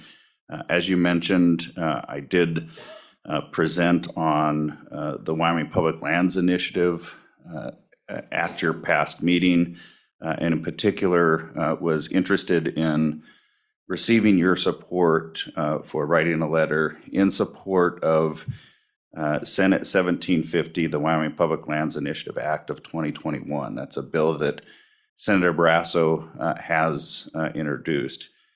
Mr. Chairman, I don't want to belabor this. I'm happy to give a little bit of background if that's beneficial for the group as a reminder, and then maybe a couple of other comments if that's okay. Yeah, sure. Just a brief reminder would probably be helpful. So committee, the Federal Land Policy Management Act of 1976 required the BLM to inventory federal lands across the country and identify those areas with wilderness characteristics. The BLM in Wyoming, after identifying those study areas, FLPMA dictated that the Department of Interior should either recommend to Congress designation of those lands as wilderness or release them as not suitable for that designation. In Wyoming, the BLM issued that report in 1991. And in the state, they recommended or they had evaluated 577,504 acres as wilderness study areas. Of that amount, 240,364 acres were recommended for wilderness designation. But because Congress has not acted, the entirety of that 577,000 acres is currently managed as wilderness. It's de facto wilderness in the state of Wyoming. In 2016, the WCCA launched the Wyoming Public Lands Initiative as an open and transparent process to try and address those once and for all and bring a legislative package from Wyoming to Washington, D.C. To make a decision on those. I'm very proud of what the organization did in terms of that process. It established principles and guidelines by which the locally produced initiative would work through in terms of getting to that legislative package. Each of the 23 counties in Wyoming were invited to participate as part of this process. However, participation was entirely discretionary. They had that choice. Not every county did participate, but many did. And I'm not going to go through each one of those counties unless you'd like, but we did ask that counties form advisory committees made up of the various stakeholders with an interest in that particular area, whether that be agriculture, oil and gas, coal, whatever the resource base was, as well as recreationists and others that might be of the environmental perspective for these lands. Site visits were part of that initiative, and those occurred throughout 2016 through 2018. Final recommendations were advanced to the Board of County Commissioners, and from there, they then submitted those to the WCCA for legislative drafting. That occurred in late 2018 and 2019. working in particular with Senator Brasso's office. It's a complicated process. It requires working with the BLM at both the state and federal level to ensure that the legislative language is correct when you go about this. So it did take some time, but we're proud that in 2021, Senator Barrasso did introduce 1750 with the support of Senator Lummis. Again, that legislation was written here in Wyoming, not in Washington, D.C. That was based on local stakeholder input that the county commissioners put forward. And that, again, that included our communities, our conservation organizations, outdoor recreation groups, extractive industries, ranching and agriculture, and wildlife organizations. They found common ground on the areas that are included in that particular package that went forward. We're asking for your support as we continue to advance that legislation. I'm very proud to say that in June, we did have a hearing before the Senate on that particular legislation. I went back and testified on that. I submitted my testimony to all of you at the past meeting. Just a couple of closing things. This year we hosted a congressional tour throughout the Bighorn Basin. We're pretty proud of how that tour went. Representative Winter joined us for various parts of that trip. I think he could share his perspectives. We had 10 congressional staffers from all over the country here, 50% Republican, 50% Democrat. It was a rather remarkable experience of introducing them to how we work these various lands in the state, how we address issues with our federal partners and many others. I bring it up because one part of that tour was a visit to the Cedar Mountain Wilderness Study Area, which crosses the border of Washakie and Hot Springs County. And we had a rancher explain some of the difficulties he has in and really kind of the perhaps poor job the BLM did of mapping that particular WSA in consideration of a couple of things. And so he got to share his perspective, and I think that the members were very positive to the experience. And again, Representative Winter was at that particular piece of the tour. What was really interesting is I left the tour the next day. I had one portion to complete up the western side of the basin there. But before I left, a staffer from the House Natural Resource Committee, from Chairman Garavala's staff, who is the Democrat chair right now. Certainly that could change here upcoming, but he pulled me aside and said, hey, that bill will have to go through our committee. I was rather struck by what I saw in the conversation around that WSA.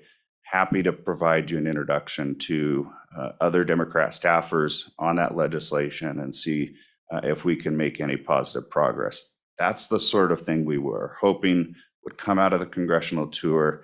We'll continue to do that for the next few years, and certainly we'll continue to invite you all. But we're pretty excited about the legislation that's there, and again, would ask for your reconsideration relative to a letter in support of Senator Barrasso's legislation. With that, Mr. Chairman, I'd stand for any questions. Any questions, committee? Okay, thank you again. Oh, go ahead, Mr. Co-Chairman. Mr. Riemann, you asked for our support. How do we do that? I think, our congressional delegation is already on board with it. Would a letter from us to the others help or hinder? And if so, who should it be sent to? Mr. Chairman, that's exactly what we're looking for, is a letter of support for the legislation to our congressional delegation. Obviously, that's going to change on the House side this year, and we're going to have to work to get a bill introduced on the House. So we need that support. You could, in addition to that, address it or at least send a copy to the relevant committee that Senator Barrasso co-chairs, and we'd appreciate that. Any further, go ahead, Senator Brightman. I'm trying to refresh my memory because I recall being opposed to doing the letter, but I can't remember if it was because is this bill, does it allow certain wilderness areas to become permanent wilderness areas? Maybe that was my point of contention, and left some others that didn't become wilderness areas. I think that was it. Is that correct? Mr. Chairman, Senator Beitman, you're precisely correct. This bill, in some instances, will designate wilderness based on the process that was followed. There are a couple of those areas in Carbon County and portions in Fremont and a few other areas of the state. They're limited. If you look at the overall amount of acreage that's included in this package, and certainly that was, as I understood, a part of your concern. Just to that point again, we did look at resource potential in these areas. That was a request of all of the groups that they do that before they came forward with recommendations. So I think the likelihood of development or potential within those wilderness areas in particular is either very low or non-existent entirely. Was Copper Mountain included? Was that going to become a wilderness area? Because I am familiar with that area, especially with regard to its uranium potential.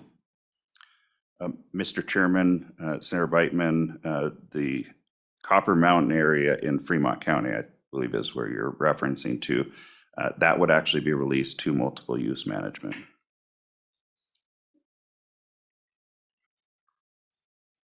Mr. Chairman, not a question, maybe if I could make a brief statement. So I agree with Senator Beitman about the issue of more wilderness areas. However, I looked at it as, this was a decision made by our county commissioners who put a lot of effort into it. They recommended some for wilderness, they recommended some for not. And one particular one, nobody could make a decision after 3 weeks of discussion, I believe it was. And I could support the letter based on the fact that we're supporting our counties, and this is something the counties have come to an agreement on. Any further discussion or questions? Okay, well, I guess I should probably open up to public comment real quick. Okay, go ahead, Representative Warner. Yes, thank you, Mr. Chairman. My concern has been, I'm in agreement with most of us folks that we don't think we need any more wilderness areas in the state of Wyoming. But in order to enhance our use of the land that has been, recommended for wilderness area, and it's not really part of, it should not be wilderness area because of the quality that we're talking about. We need to get that resolved so that it can go back into natural or multiple use management. So that's my biggest concern, that we get something done with this whole effort to at least resolve the matter over multiple use management of these lands. We may still have some wilderness areas, but at least, like Representative Burkhart indicated, it was determined by our county agents or our county commissioners, and we should support them. And but we need to resolve this whole issue relative to multiple use management. So thank you. Go ahead, Co-Chairman. Mr. Riemann, correct me if I'm wrong. There was just that, if I remember correctly, there was just that one area in Carbon County that was not resolved in the whole work done by the County Commissioners Association, the board and everything so everything else is resolved as is either recommended for wilderness or recommended to return to multiple use. Am I correct? Mr. Chairman, in Carbon County, you're absolutely correct. Okay. Okay, any further questions for Mr. Ryman? Okay, any further public comment? We have a former county commissioner's director here, so feel free to step on up. Thank you, Mr. Chairman. It's unusual for me. I don't actually do this, but I just have a lot of attachment to this issue. So Pete Obermuller, and I'm speaking right now just as myself, not in my current professional capacity. I just wanted to address the issue of Big W wilderness and WSAs. The wilderness study area was always intended to be a temporary designation.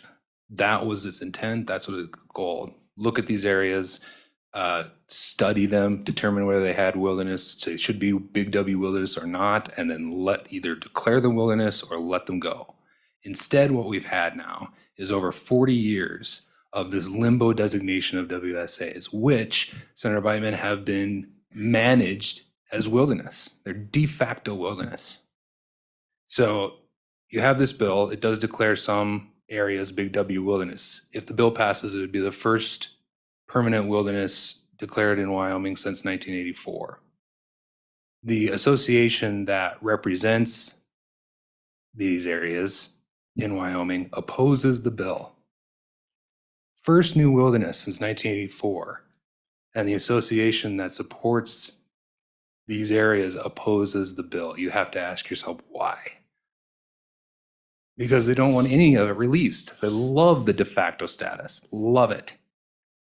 What was awesome about the WPLI project and about the way Mr. Riemann has managed it is that they brought everybody to the table and tried to decide, well, do we want it to be wilderness or do we want it to be something else? What do we want?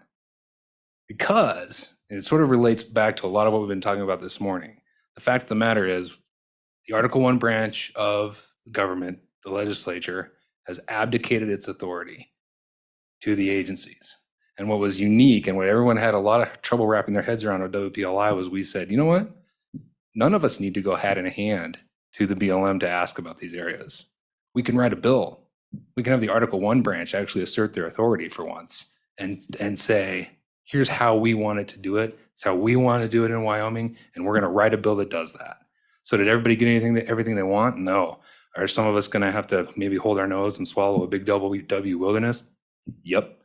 And we're also going to do some pretty unique, cool things like the stuff in Fremont County that does some pretty interesting recreation stuff in Washakie County that does some pretty unique stuff, things in Johnson County and others that are really pretty great. Anyway, Mr. Chairman, you can tell I'm very attached to this particular issue because I despise the WSA policy. It's terrible policy, and we need to, or get off the pot on it. Thank you, Mr. Chairman. I appreciate your indulgence. Thank you, Mr. Obermuller, for your candid testimony. Any questions? That was the same Yeah. metaphor I was going to. We're all thinking it. Thank you for saying it, sir. Okay. Any further public comment? And if you're online, just feel free to raise your hand. I know this wasn't necessarily scheduled ahead of time, so if we have none, we'll go ahead and close public comment. Committee, what's your pleasure? Mr. Co-Chairman. Mr. Chairman, I would propose that the committee send a letter to our congressional delegation supporting that bill. And does that include copying the Yes. relevant committee? Yes. Okay, very good.